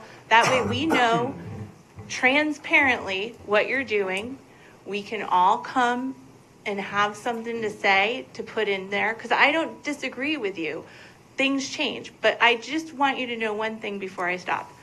This new generation that are becoming adults after the millennials are having more kids, and they are homesteading, and they are going back to the basics. So to say that we're in the 21st century and that means that we need less chickens, that's not true.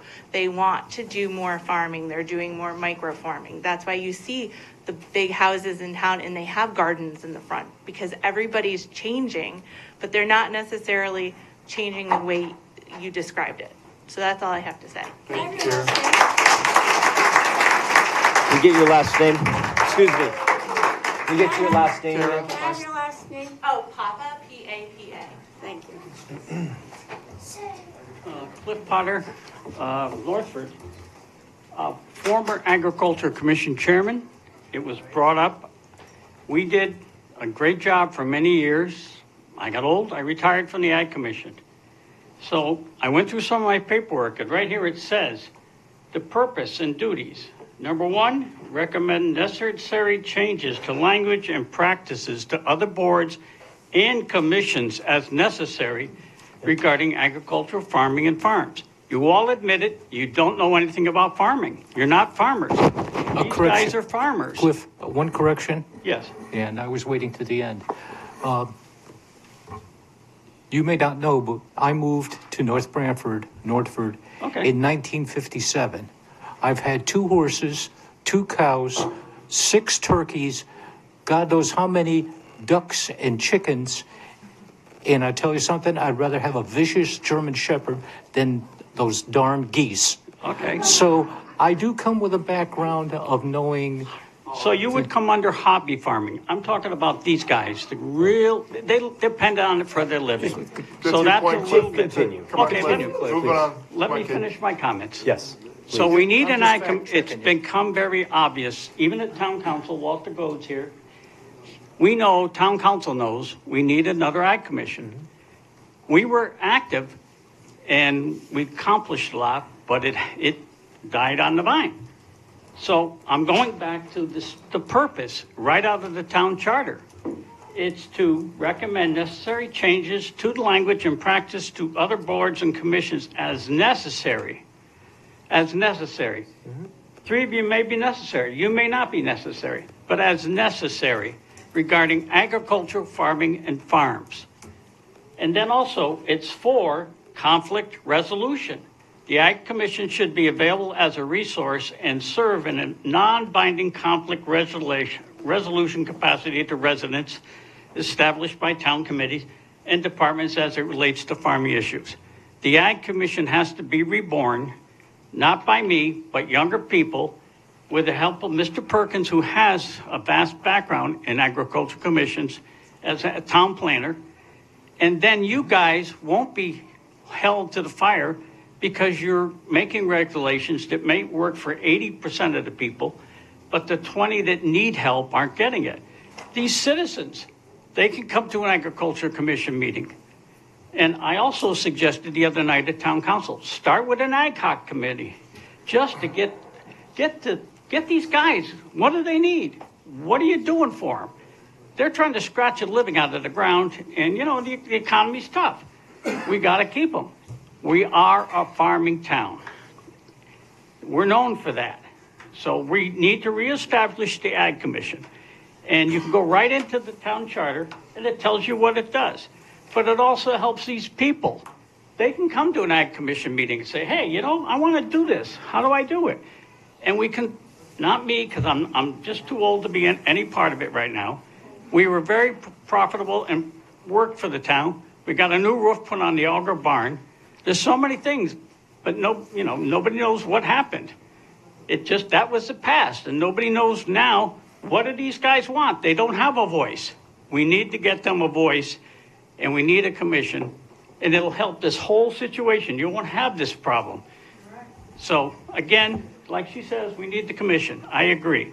I feel bad I had to retire, but I needed some time with my own family once in a while. It's a time-consuming job, but it's a very rewarding job when you can help the people that are feeding you. Vegetables, products, flowers, everything. These guys work longer hours than most of us have worked in our lives. They do it because they love it, not because they're making money anymore. They have to rent more land to make money. They have to work harder. So again, Cliff, what? Cliff, I hate to interrupt you, but well, that's twice. You're talking about an Ag Commission. Yes. Right. We have nothing to do with that. Not yet. Yeah. But this is not yet. You're talking regulations from the town council. We're just planning and zoning. Yes, but you're not the Ag Council. But you're not listening to me. The Ag Commission would work with you. We support that.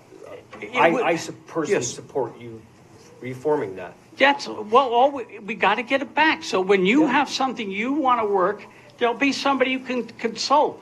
I say start, and the town council, it became very obvious the other night. They support it. Okay. But we got to move forward so it won't. You guys won't be so hard pressed for information. Thanks, Cliff. Thanks, That's all I want to say. Thank you.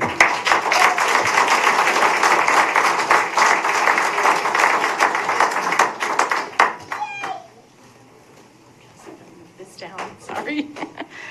Carrie Sabetta, 75 Maltby Lane.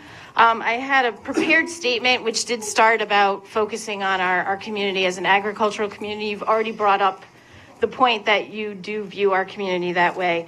But I'm actually here not only to support chickens, but I'm here to speak for the roosters. In the 20 years that I have had chickens and a rooster, not one of my neighbors has ever complained. And in fact, many of them have kept chickens and roosters themselves. My rooster has never made any more noise than any of my neighbor's dogs that bark any time of day or night, the quads that ride around the neighborhood, the dirt bikes that ride around the neighborhood. And I'm not against quads and dirt bikes. I don't want anybody to think that. What I'm trying to say is we live in a rural suburban community. It's part of living in the country. There are things that we do that make noises. And I do not think that a rooster's noise is any more, in fact, I would say it's less annoying than some of those other noises that are just part of country living, like lawnmowers and leaf blowers. And I fully support the old regulations, which did not have any limitations on roosters. Thank you.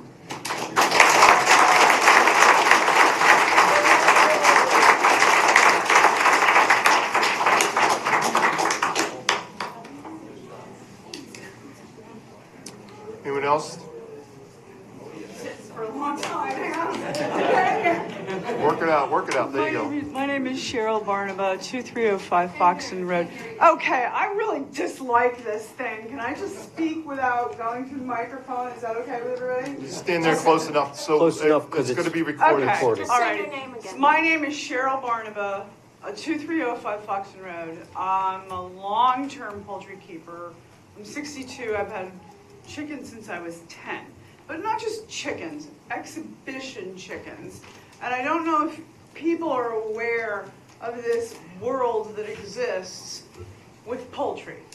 It's a long history of exhibition poultry in this area. The Leghorn was developed in this area. The Boston Poultry Exposition, which is holding a show in 2 weeks, will be celebrating its 175th continual show. There were shows in Madison Square Garden where folks from this area brought their birds and dressed up, not like we today, and showed their finest fowl. Today, I can proudly say that I'm a two-time master breeder of modern game bantams and the president of the Northeastern Poultry Congress, which is the biggest poultry organization, exhibition poultry organization in the Northeast. And year after, I've been a member since 1978 of that club. And year after year after year, it gets bigger and more popular. And the point I think, 2 points I think I need to make is the people who are playing this game really have to try hard. If you're not properly housing and managing your poultry, there's no way you're going to win anything. The bird has to have fresh water every day, sunshine, grass, a little bit of rain even for their feathers. Feather quality is everything. First in exhibition poultry is the shape, then the color, then the condition of the bird. And for those three things to come together properly is an immense amount of work. And people in this town are doing that. We have at the Poultry Congress, our last show was 3,000 exhibitors. And out of those 3,000 exhibitors, there were 480 shown by juniors. So between the open division and the junior division, there were, I believe, 7 exhibitors from North Branford, half of which were kids. And this is sort of a long-winded way to tell you why I think changing the rules, yeah, it's bad for me, but it's really bad for kids. It's a hugely popular thing that we do. We have junior showmanship, and we have this, bird versus bird kid thing going on.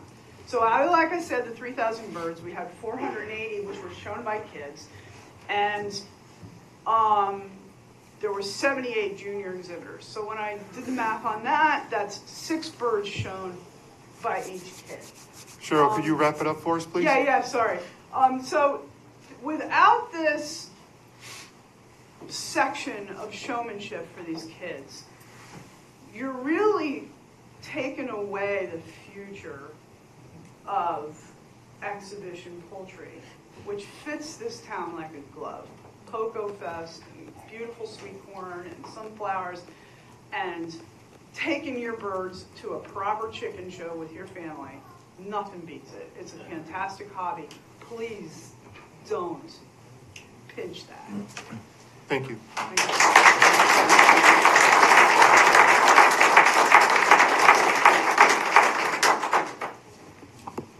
Good evening. Wojtek Saterik, 22 Tommy's Path. And that's in Northford. Tommy's Path, is that? Tommy's Path, 22 Tommy's Path. I guess I'm here to speak as the chicken owner that doesn't know much about chickens, but he's always learning. I live in a small community, tight-knit, and I'm learning from people that do know about chickens, right? I have neighbors that have owned chickens for years. I learn from them. I think any new restrictions will only limit and discourage new chicken owners from owning, whether it's hens or whether it's roosters. I, for one, I think, waking up to a rooster reminds me of how I was growing up on a farm. I also wanted to touch something on the people that maybe do not like waking up to a chicken rooster. And to those people, I want to say kindly that you have to understand that as soon as you move outside the city limits, you have to recognize that you're in a different environment. And like the lady before mentioned, some of these noises and everything, they're just a part of life. Like in the city living, me complaining about the constant noises of traffic and everything like that. I happen to live in New York City and grew up in Jersey and, born in Poland and everything. So I had a little bit of everything. So I kind of see where these people are coming from. But I'm here to support the chicken owners that, are not farmers. They're, maybe have an acre, maybe have or less. So to install more restrictions on those people is counterproductive, and especially in this economy. Thank you. Thank you.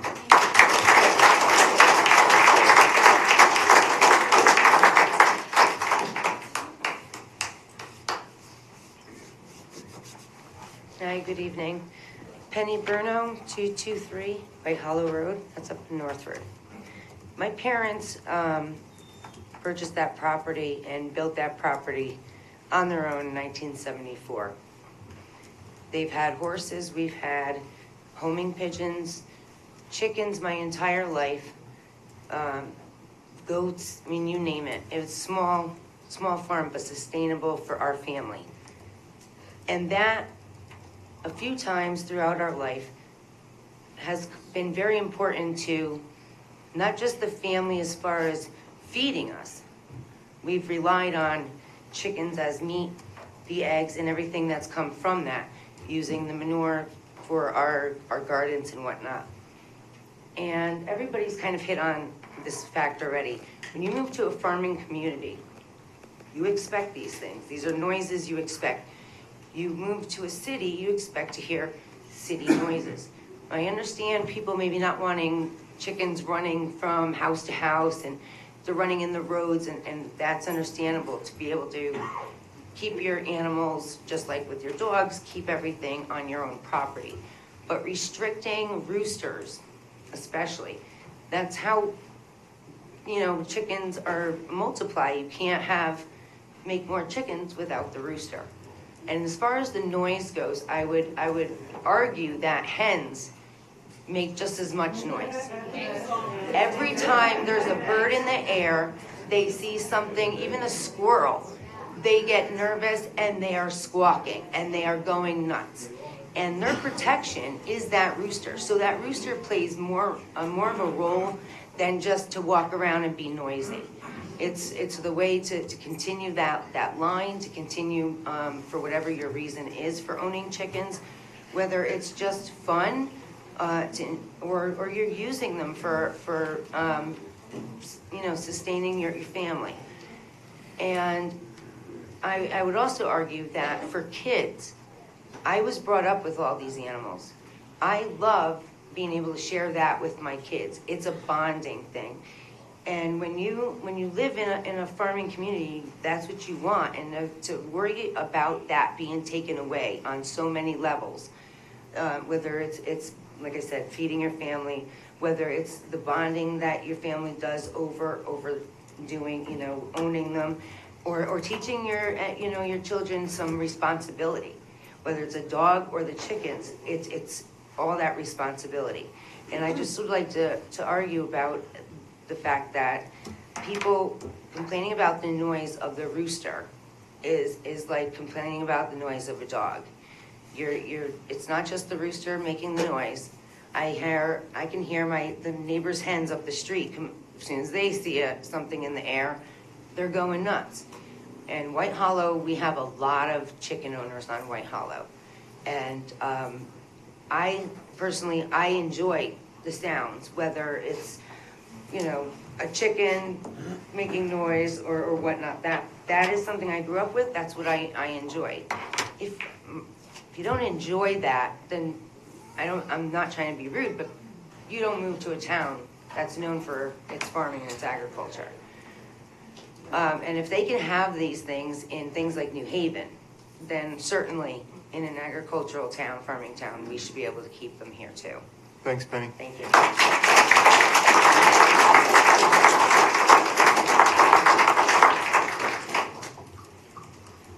Hello. Lori Vogt, 1175 Foxen Road. I wanted to make a few points regarding the old and new regulations and why we seem to be having a problem. And it basically stems down to that the current regulations are not being enforced. Right now, we're allowed 20 chickens, and there are issues with property owners that are way over that limit. And I think one of the instigating issues here was with a property owner that had 50 to 100 chickens on less than an acre lot.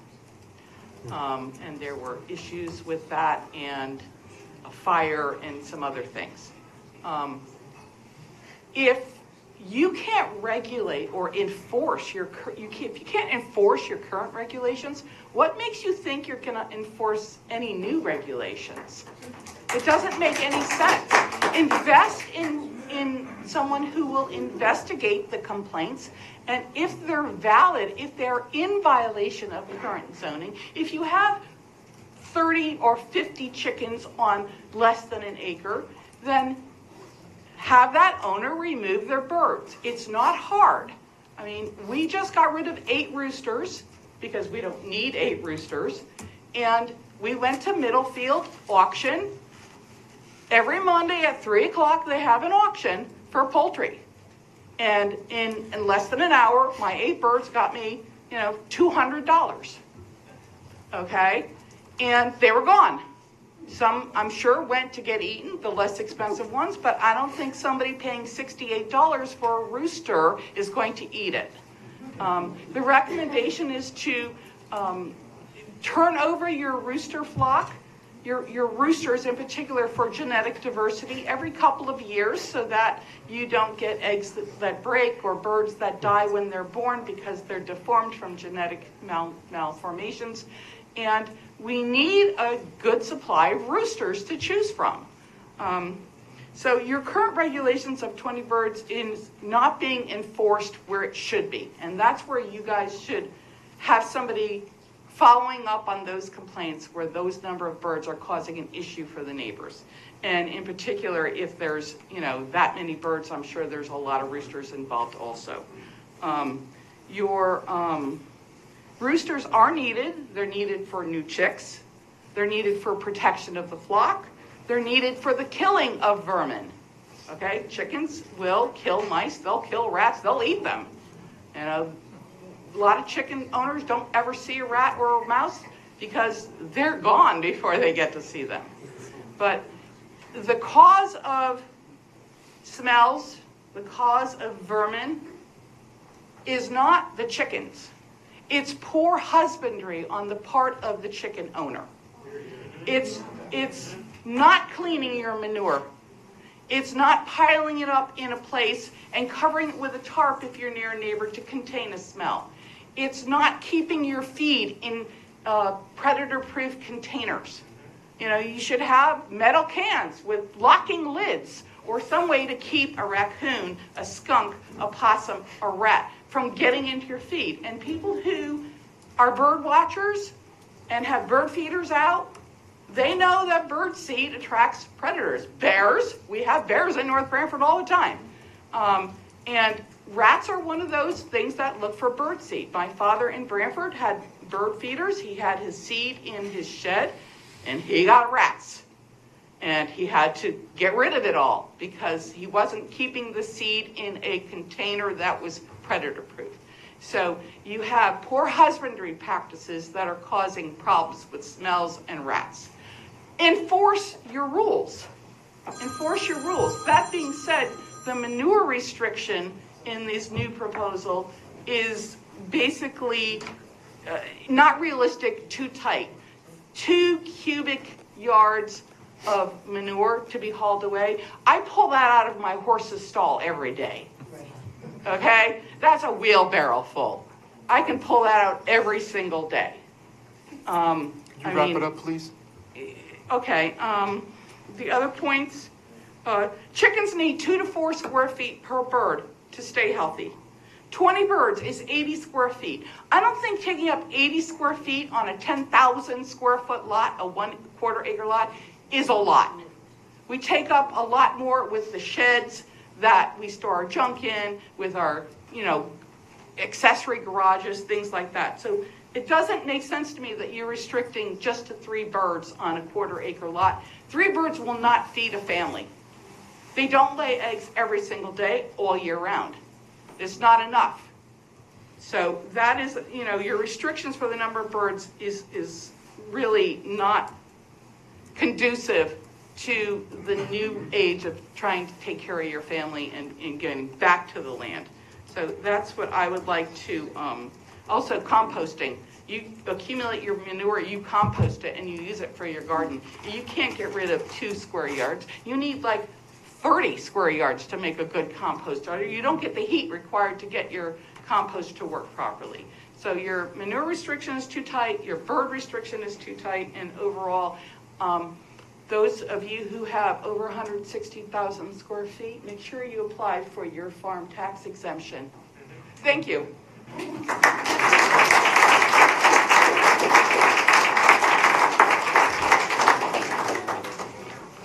Ken Durkin, Circle Drive, North Branford side. I'm the neighbor with the 50 to 100 chickens. I'm not against chickens. I'm not a chicken man. What I like to see is you enforce the rules and add a new one, because when I went out of town, the ordinance includes the border measurements and the construction of a chicken coop. Now this one had over 50 to 100 chickens in it, and I think you finally got rid of some of them. And I'll show you a picture of this condominium complex. And I talked to the owners. Unfortunately, they don't understand English too well, and we're working on it. And he still, I don't know what he actually does with his chickens, but it's just a nuisance. And from my porch, I got to look at this complex. And I got pictures if anybody wants to see it. But that's the only thing. You have to enforce these rules. 20s is fine, but 50 to 100, you don't need it. And a 3/4 acre lot. Thank you. Thank you, Ken. Ken. Durkin. Oh. 5 Circle Drive. And that was where, actually, can I say one other thing? My wife just spoke. And I think maybe some of this came out is with the fire department. Because the coop, he burned every single morning. What he burned, I'm not sure. It caught on fire. And the fire department came. And the fire marshal was the one that told me he got over 50 chickens there plus. And my neighbor on the next side, she has chickens. She has a nice coop. Nothing wrong with it. And the one across the street, same thing in her coop. But this complex, I'll show you the pictures if you guys want to see it. And you tell me if you want to look at that every day. Thank you. And they own a deli, so I don't know if they, I don't know. And, we talked to him. And actually, he separates them. And my wife asked me, why do you separate them? I mean, I don't know anything about chickens because I was from West Haven City, okay? He says, oh, these are my soup chickens, and these are my dinner chickens. So I don't know. Oh, yeah, now I'm getting rats. And one of the men over here, yesterday I went to the meeting also, told me how to get rid of the rats. And I got pictures of rats. Good. And if you guys want to see the pictures, can I show you the pictures? But he's not cleaning it. Well, right. But I understand that, but nobody enforces it unless you get a complaint. Can I just show you? You tell me if you want to move. This is my back porch. This is the back. Is that your neighbor? Yes. Right, exactly.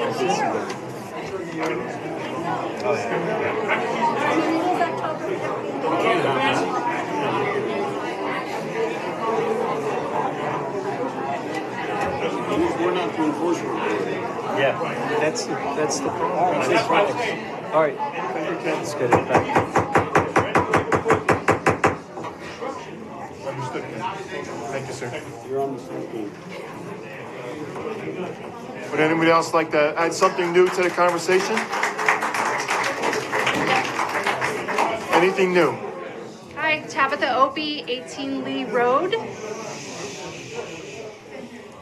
What was the address again? I'm sorry. 18 Lee Road. Thanks for the, yeah, there you go. All right. I'm the one with the good coop across the street. I just wanted to say, I never heard any complaints from anybody around the block. Nope, never any complaints, ever. Just to back around on everything, I just feel like a lot of the complaints should be going to authorities, letting the authorities address the individuals at hand rather than having this big, huge mess that we have now.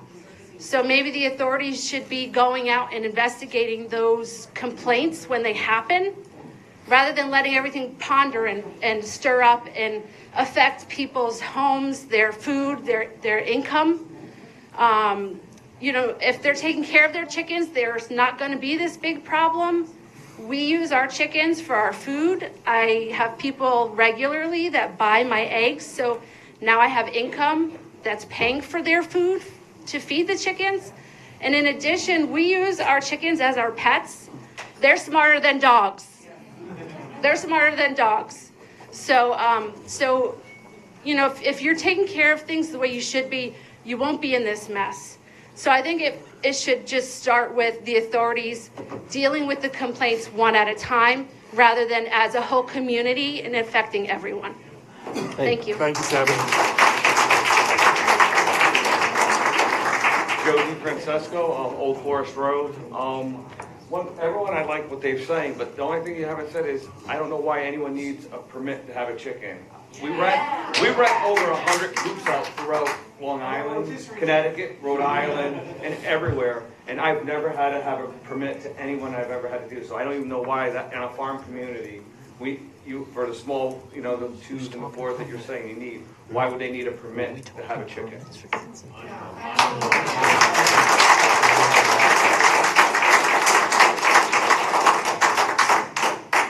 Hi, my name is Donna Abatello at 255 Tucket Road. I have 16, I think, 2 ducks, a rooster, 4 dogs, and I started about 5 years ago with my son.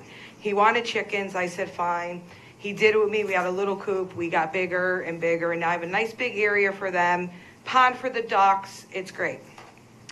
Only thing that bothers me is my rooster, so I'm just going to put this out there.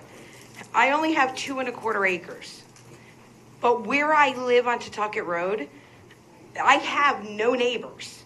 I am surrounded by the Pages farm on this end, that they're way up there. I have no neighbors over there. I have WTF behind me. Yes, that's her name, WTF LLC behind me. And I have wetlands on this side. So if I get restricted with the rooster, which it makes no sense because I literally have no neighbors for thousands of feet either way, even though I only have 2¼ acres that I own. So keep in mind, and there might be some residents that are in a more rural area under the rooster restriction if things change. So just keep that in mind, that I don't have neighbors, but I also don't have 160,000 square feet for a rooster. But I'm in that area to where I have no neighbors. So just remember, there's people out there that, thankfully, where I live, I can go skinny dipping if I wanted to, and nobody would see it. But my chickens, I do let them roam free when I'm home. They never leave the backyard. They never go to the front. So, I mean, I just want to put my voice out with the rooster part. Keep in mind, like, there's people out there that have a little bit of acres, but don't have neighbors to really worry about roosters. And that's it. Thank you.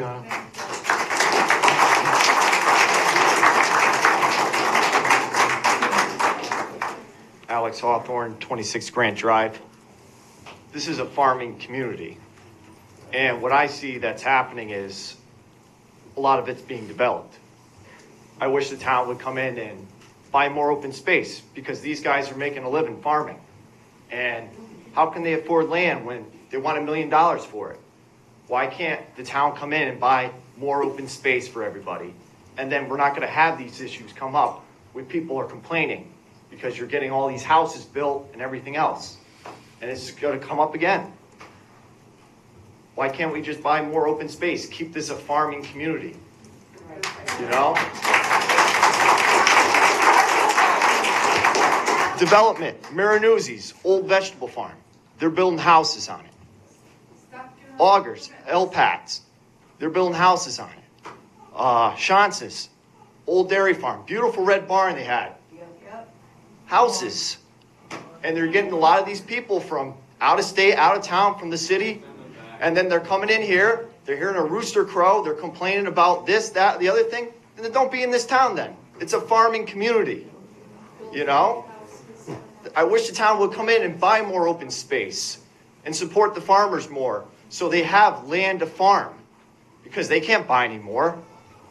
You know? So it's just, I'm just saying, you know, I just want the town to support the farmers and the people that have their backyard hobby farms, you know? No permits, no whatever, you know? You're saying I'm limited to how many birds I have or whatever. You know, you're taking food out of my mouth because I use the eggs to eat them, to live off them. And all the shortages we had with COVID and everything else, you know? It's just, it's not right. So I hope the town comes in and stops building and developing this town so we don't have these issues come up again. That's it. Thanks, Alex.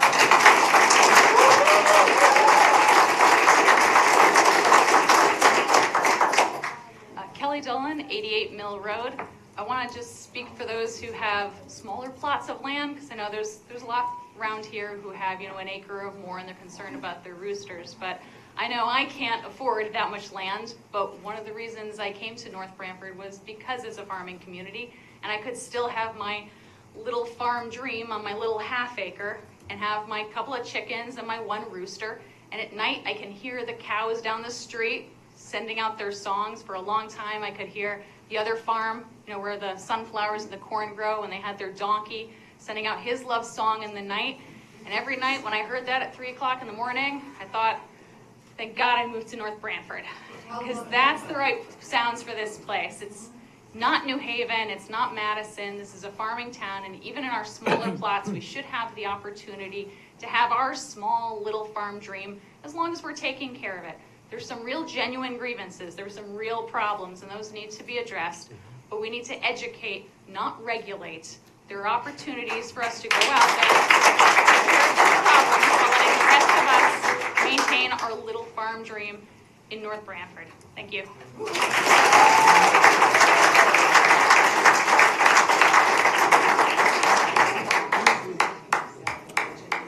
Anyone else want to add anything new?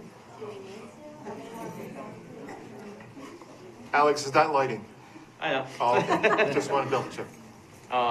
So my thoughts are gonna probably cover into that afterwards, but do you want me to redo my name again or no? You want me to redo my name and address again or no? Yes, please. Alex D. Francesco, 43 Auger Road. Everyone that's gotten up for this part of the hearing made great points, all different angles, and from even my time when I used to be on this committee and seeing some stuff like this come before us, whether it's farm, other topics completely unrelated to this. There's sometimes regulations that would just be proposed to us and there wasn't enough research done. There wasn't enough insight put into all of this. This in particular, I think this is a prime example of that, where some people have mentioned the ag committee, get that revitalized. Now we're going into cooler months. We could talk with people, and Ron, you've had a lot of experience yourself.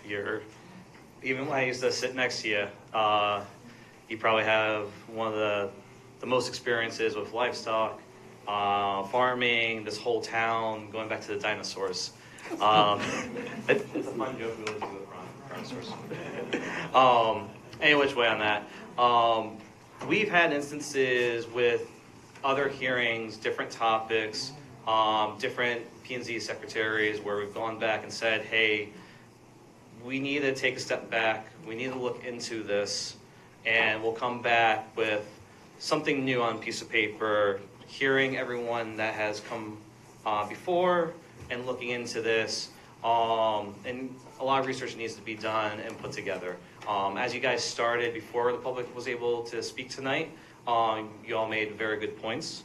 So I think this is an instance where we need to take a step back, remove this from the table, rewrite it, talk with people, and see what actually makes sense for the town of North Branford. Because what I've heard before too is there are complaints, there are issues, and the existing is very vague, and the parameters of what you have, and other towns over the years have been revamping and modernizing all their regs, their whole regulation book. Guilford went through that the past 4 or 5 years. This here appears to be that, but there's so many things in here that's too drastic just to modernize it. So I think taking a step back, reanalyzing all of this, taking the feedback from the community is key, and then coming back a month, 2 months, 3 months down the road, once we've had Ag Commission reinstated, talk with people and everything, to have a more educated regulation put forward that we could actually open up to a public hearing than what this was tonight. So, thank you. Thanks, Alex.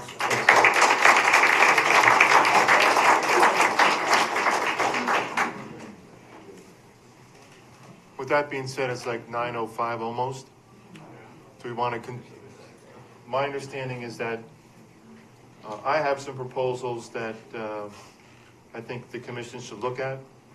I don't agree with a lot of stuff that we wrote after hearing and researching some information. And what I'd like to do, if it's okay with you, is I know we have another item on the agenda for lighting. If you believe that we covered all and you're satisfied with the amount of information presented, I'd like to continue the public hearing on November 7th. So gather more information, look at this a little bit closer, and I wanted to address Kara's issue, and we apologize for not being able to put something out ahead of time. So I'm hoping that before the 7th of November, we gather something together and be able to post it somewhere. If Dave, is that okay with the town manager at some point? Yeah, we'll post it on the town website. Okay. Yes. Okay. There's a new button on the home page that is a public hearing access portal that's right on the home page. So it would be on that folder. Okay. Does that seem fair? Unless you want to continue, that's up to you. It is a public hearing. It's our application. We got plenty of time to discuss it, but it is getting 9 o'clock and we got one more item. So if you want to have anything more to add to it, we can certainly continue or move on to the lighting, and we can talk about it on the 7th of November. Yes. Yes. That's correct. Yeah. So we'll continue this. Continue this public hearing on November 7th. Or can we? Because they're tied together, it doesn't matter. Yeah, we're not taking Oh, they are? Yeah. They are separate. So we're part of the same application. So when we continue, can we talk about lighting? I guess why not, right?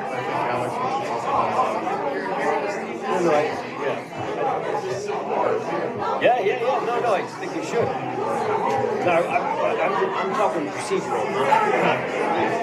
They're tied, so I'm saying.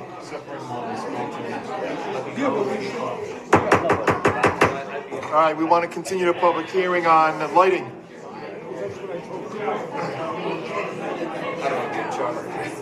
Similar to the chickens.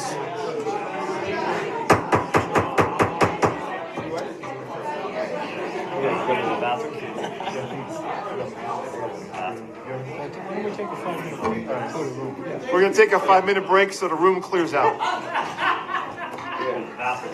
Thank you. You know, I've been out there.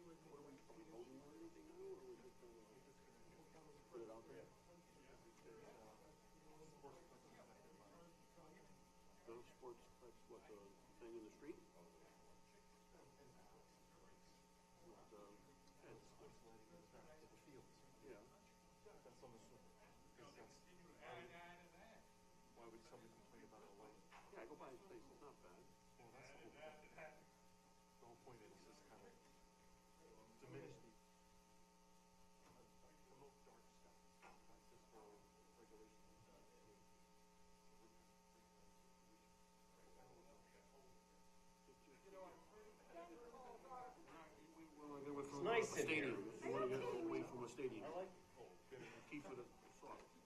Yes, that's right. Come on, Ron. Come on, Ron, let's go. I'm working the room.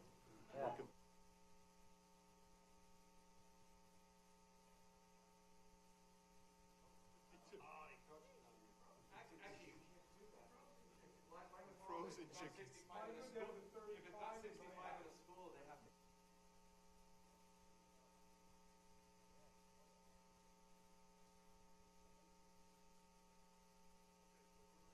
Similar situation for lighting as we are with the farms.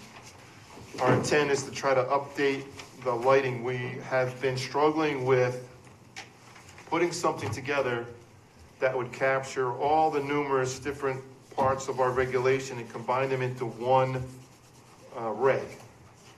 Modernize, as Alex would say, in our regulation there is at least 75 different locations throughout our regulations, and we want to try to capture that. Our regulation is 41.2.11 is lighting, but there's numerous other pages throughout the regs. There's A through F. And we've incorporated our regulations into the new one, the new regulations. The new regulations, lucky for us, came about through, again, a guidance document put out by the state of Connecticut promoting dark skies, which is kind of keeping all the light dimmed down with reflectors and the like. There is approximately 10 pages to this document. I don't plan on going through it.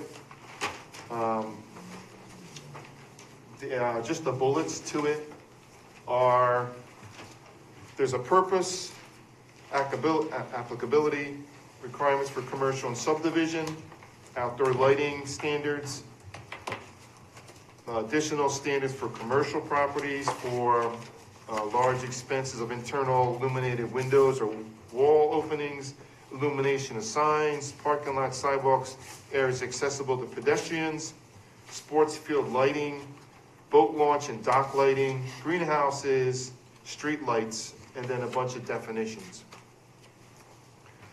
Almost in its entirety, we kind of incorporated the entire guidance document into this regulation with a few caveats that we changed relative to, if I have it. I should go through this one. Hold on a second.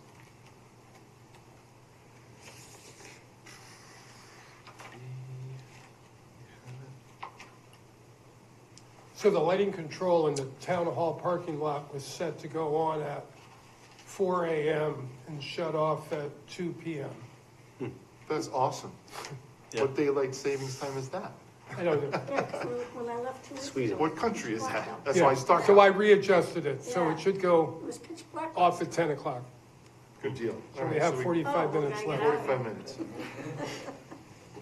So there's only two things that we revised in that guidance document provided by the state was American flag lighting and the fact that, which I didn't realize until we developed this, there's a street light installation shall be in conformance with the town's adopted procedure for street light request policy, which I didn't realize we had one. But that kind of summarized it. So with that being said, that's how we got here, the history behind it. For the sake of time, I'm going to move into right into the public hearing unless commission members have any questions, concerns?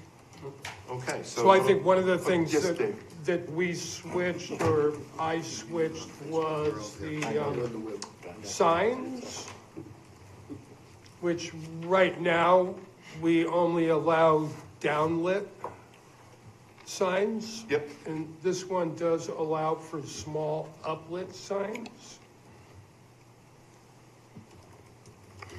What's small? Less than 8 feet Oh. in height and less than 40 square feet in size.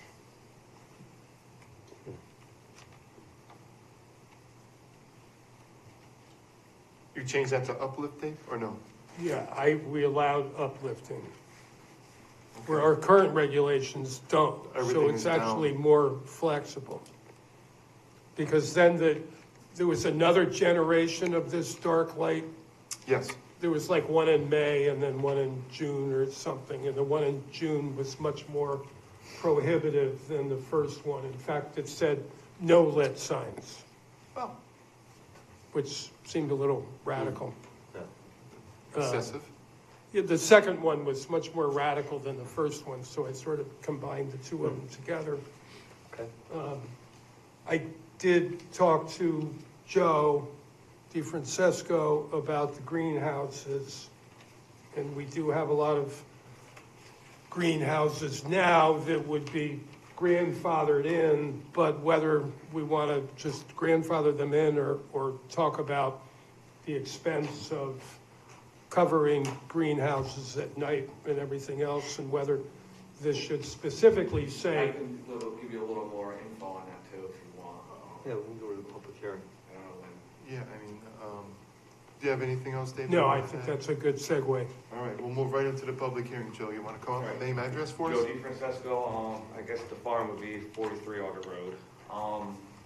So with the lighting of the greenhouse, I mean, a lot of this lighting I see for, if you're doing buildings and stuff, it's simple. It's just switching from, one kind of light to another. But for a greenhouse, it's showing that you've got to have like, 98% or 95% has to be contained. In order to do that, you have to put blackout cloth around the greenhouse that opens and closes automatically. It lasts about 15 years in a greenhouse. Each range that I have, it would cost probably between $300,000 to $400,000 to put that in.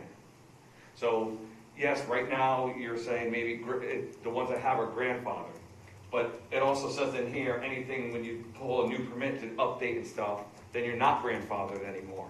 So that means putting that kind of cost into a greenhouse makes it unfeasible. And now, weather is not like it used to be, so growing inside tomatoes and lettuces and all that is more feasible now than growing it into a field.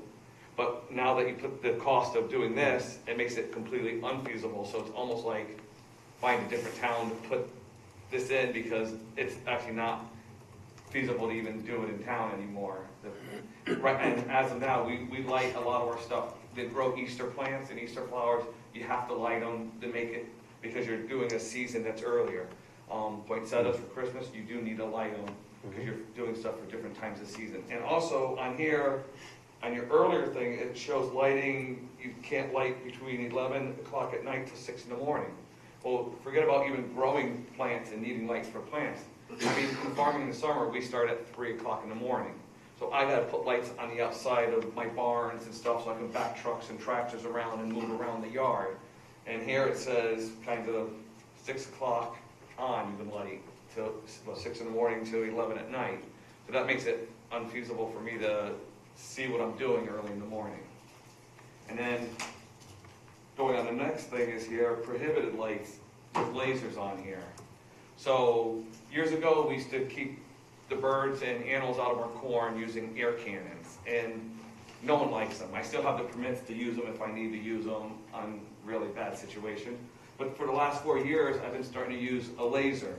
It's just a little green laser that circles over the top of the crop, and it keeps the birds from eating it. If I don't have it there, they'll eat 90% of the corn crop. There, I get a complete pick of the corn with no problem. The 4 years I've had that laser in the fields, and I've had them on Village Street, with the 22, our field, Auger Road, all the fields we have, even some in North Haven fields, we do the All Saints Cemetery, and we used to do Brawley's Farm on Warner Road. I've never had a complaint with the lasers, ever. I mean, it's just a small little laser, it circles the field, one thing covers like 8 or 9 acres. Never, I put a noise cannon on there, the phones will light up and people will complain. So to have that in there, that actually, I went forward and now you're pushing it back. And even for vineyards and all that, this is the new and latest thing to do is have lasers. Because just that little light, you know how like cats want to follow it. Well, birds and deer and some of the raccoon stuff are afraid of it. So they'll stay out of your fields. So it's going backwards, not forward. And to me, for the townspeople, that's a lot better than listening to a cannon go off every 5 minutes, which is completely legal and allowed me to do. And then you're outlawing something that's no one even knows it's there, really. If you ask anyone that say I have a laser in the field, you guys probably never even will know I do that. I mean, because you don't see it.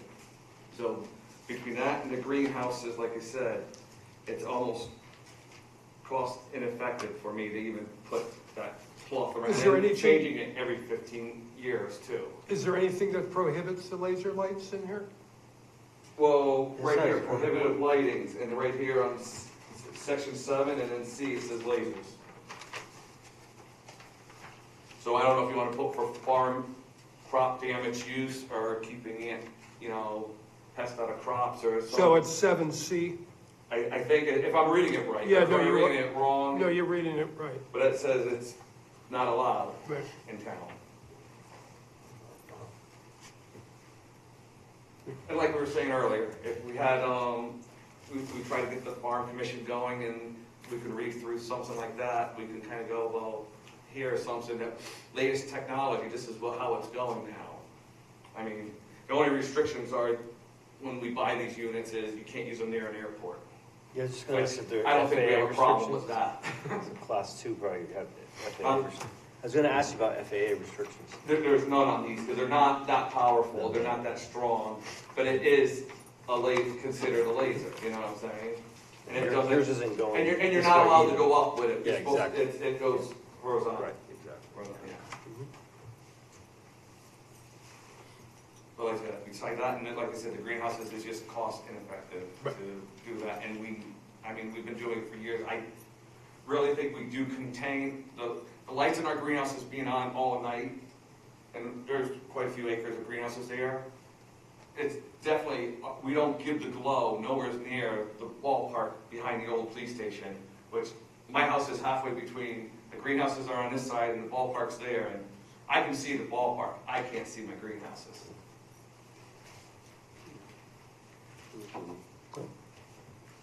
Thanks, Joe. Thank you. Yes, it is, Alex.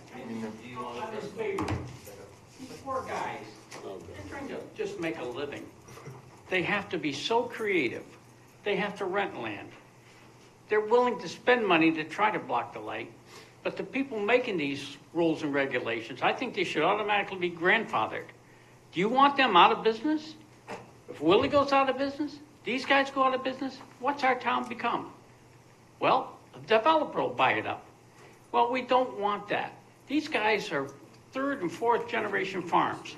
We gotta do everything possible, all the commissions, everybody in town, to keep these people in business.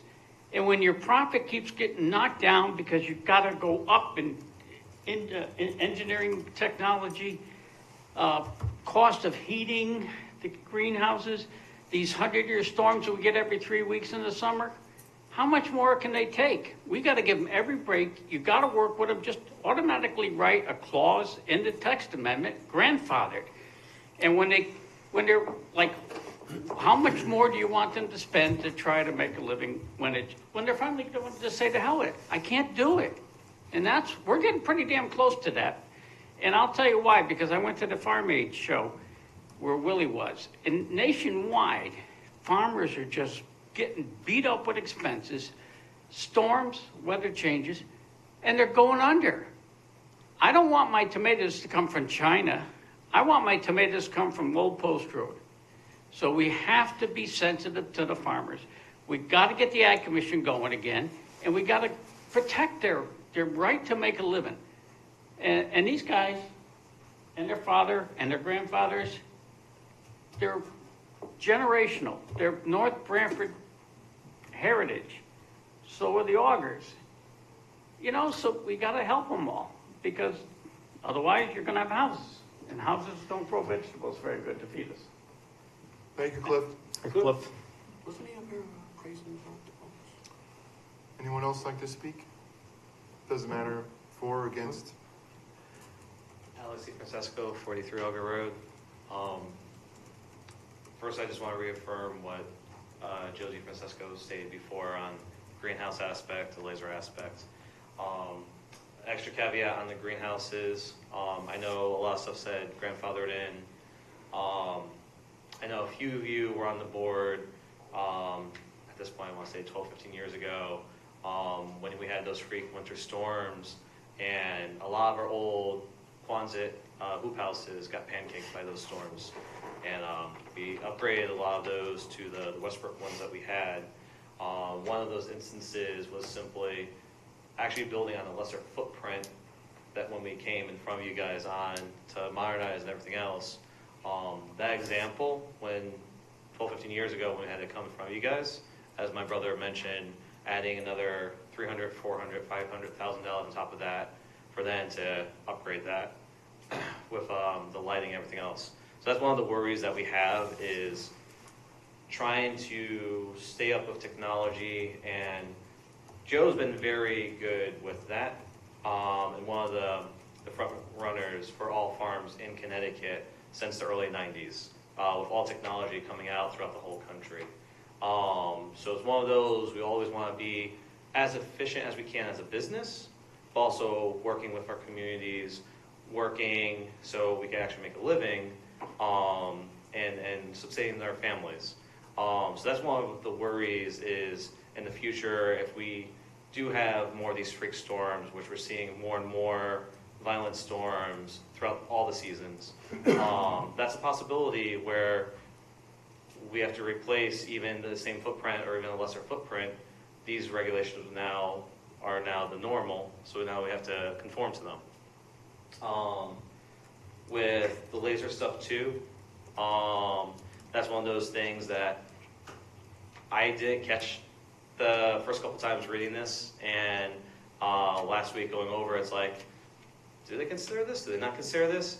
Something I wasn't even thinking about until, well, it's not lighting, but it's using another application, which we've all had these eureka moments in different hearings and seeing all this.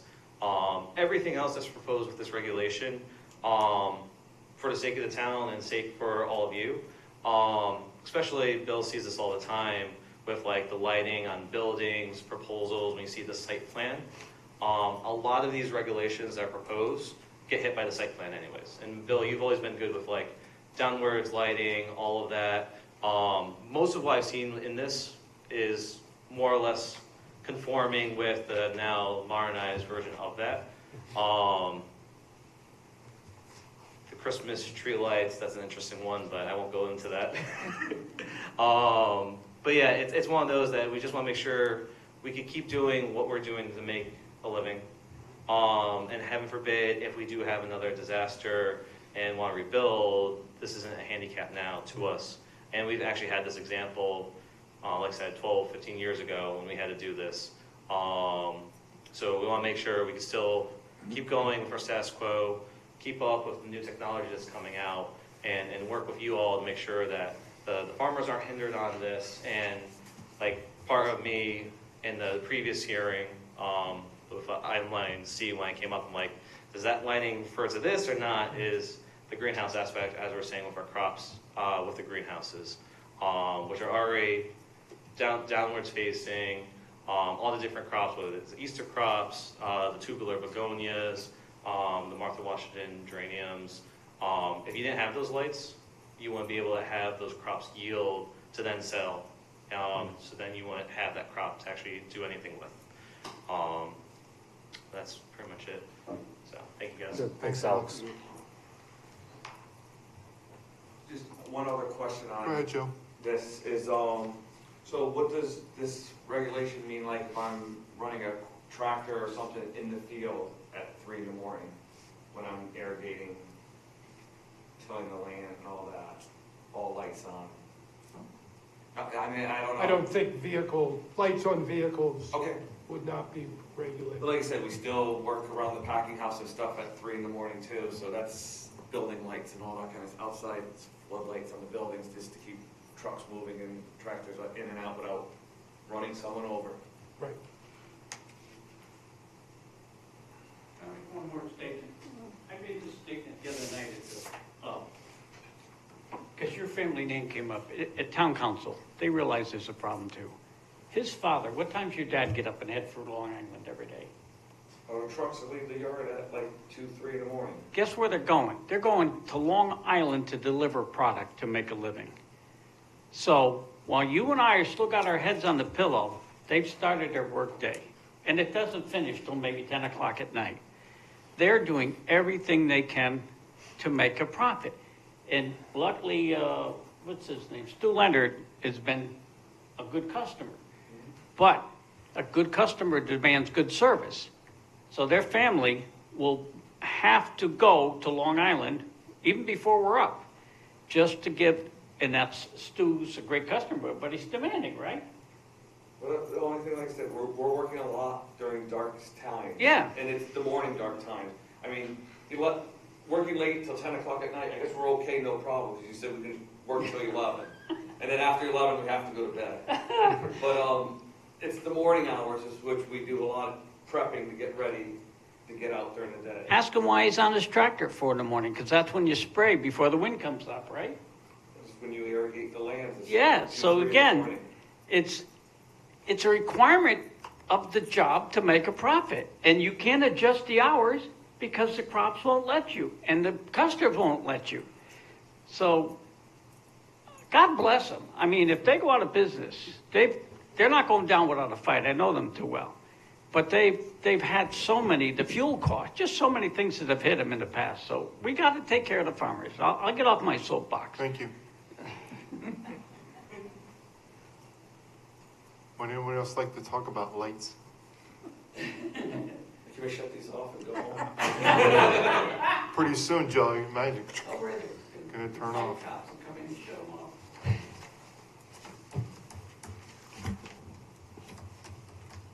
So I don't know, commission members, is it really necessary to have anything in about greenhouses? Nope. No. Or specifically exempt them, either way. Dave? I mean, something should be said in it, like if it's exempt or not, because when you Yeah. guys retire, Yeah, I think the next one will it's probably say, better. well, no, you have to go by all these rules here. The positive, negative, or whatever, to have it, but say it's exempt. So it's crystal clear, not like 'Cause you're not gonna be, you're not nebulous. gonna be there forever. Yeah, up on well, it's the more nebulous, like, is it or isn't it, Mhm. It says it's not, and it's not. It's just you to say that, Joe, because that's the way we kind of roll now. This isn't for us, this is for future generations, Yeah. like my open was, and I don't understand, it may come across in this regulation that was a draft, that it appears that the commission is against farmers. It's further from the truth. Yeah. We I'm don't want- not here to fight it, I was just telling you No, my numbers and my truth, and like I said, that laser thing, actually, I read this thing, I got it from you 2 weeks ago, and I caught this yesterday, and I'm like, wait a minute, we use this on our farm.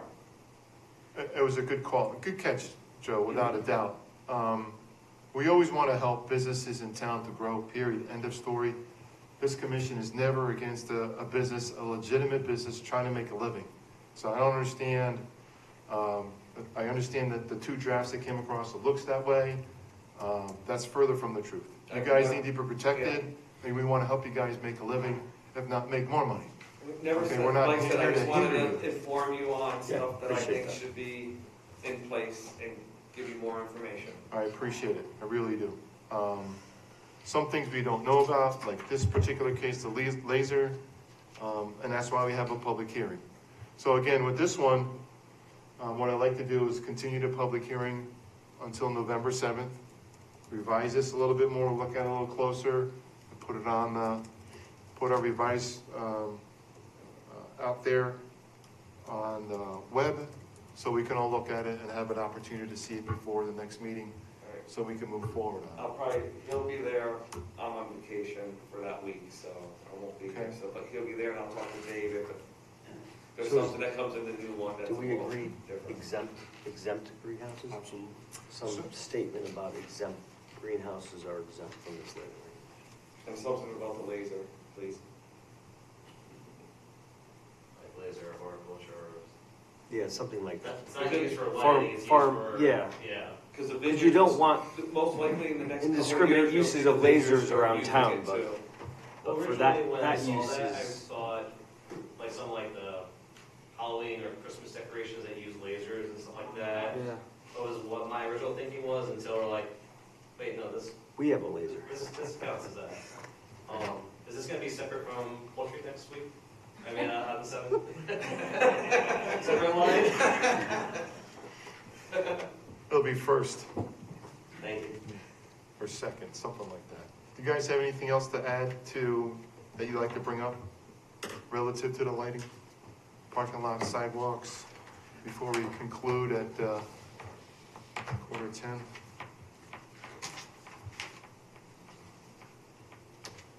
So specifically, Joe, exempt lasers, right? Exempt, lasers exempt for farms or something like, for farm use? Crop protection.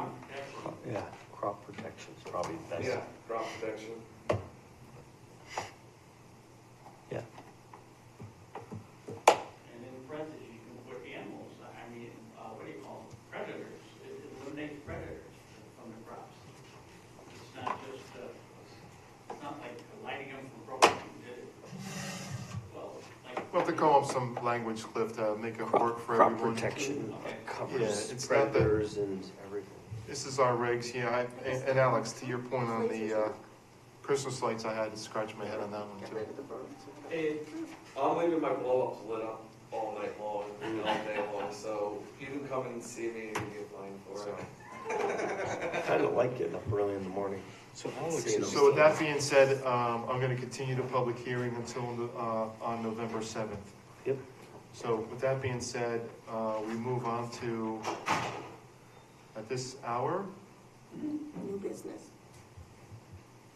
Ron, number 9. Well, you're skipping over all the other stuff? We skipped over 8, and 6 was new business, 7 was other business, 8 was town planner report, and 9 is adjournment. I did invite David Fink from SCROG to come talk about affordable housing. We did? Our next meeting. Okay. And you wanted to invite. Oh, yeah, right. ADA She wants type to, person. yeah, she wants to come talk to us about accessibility. So. That's right. Whenever I she- actually don't think she can make it that day. Okay, whenever I she think she's wants out of to, town, so just it might have to be let her know.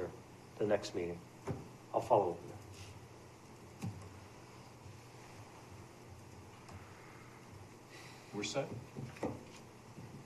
Now, Ron. Now. I motion we adjourn. All in favor? I second. Second? Second. Motion second.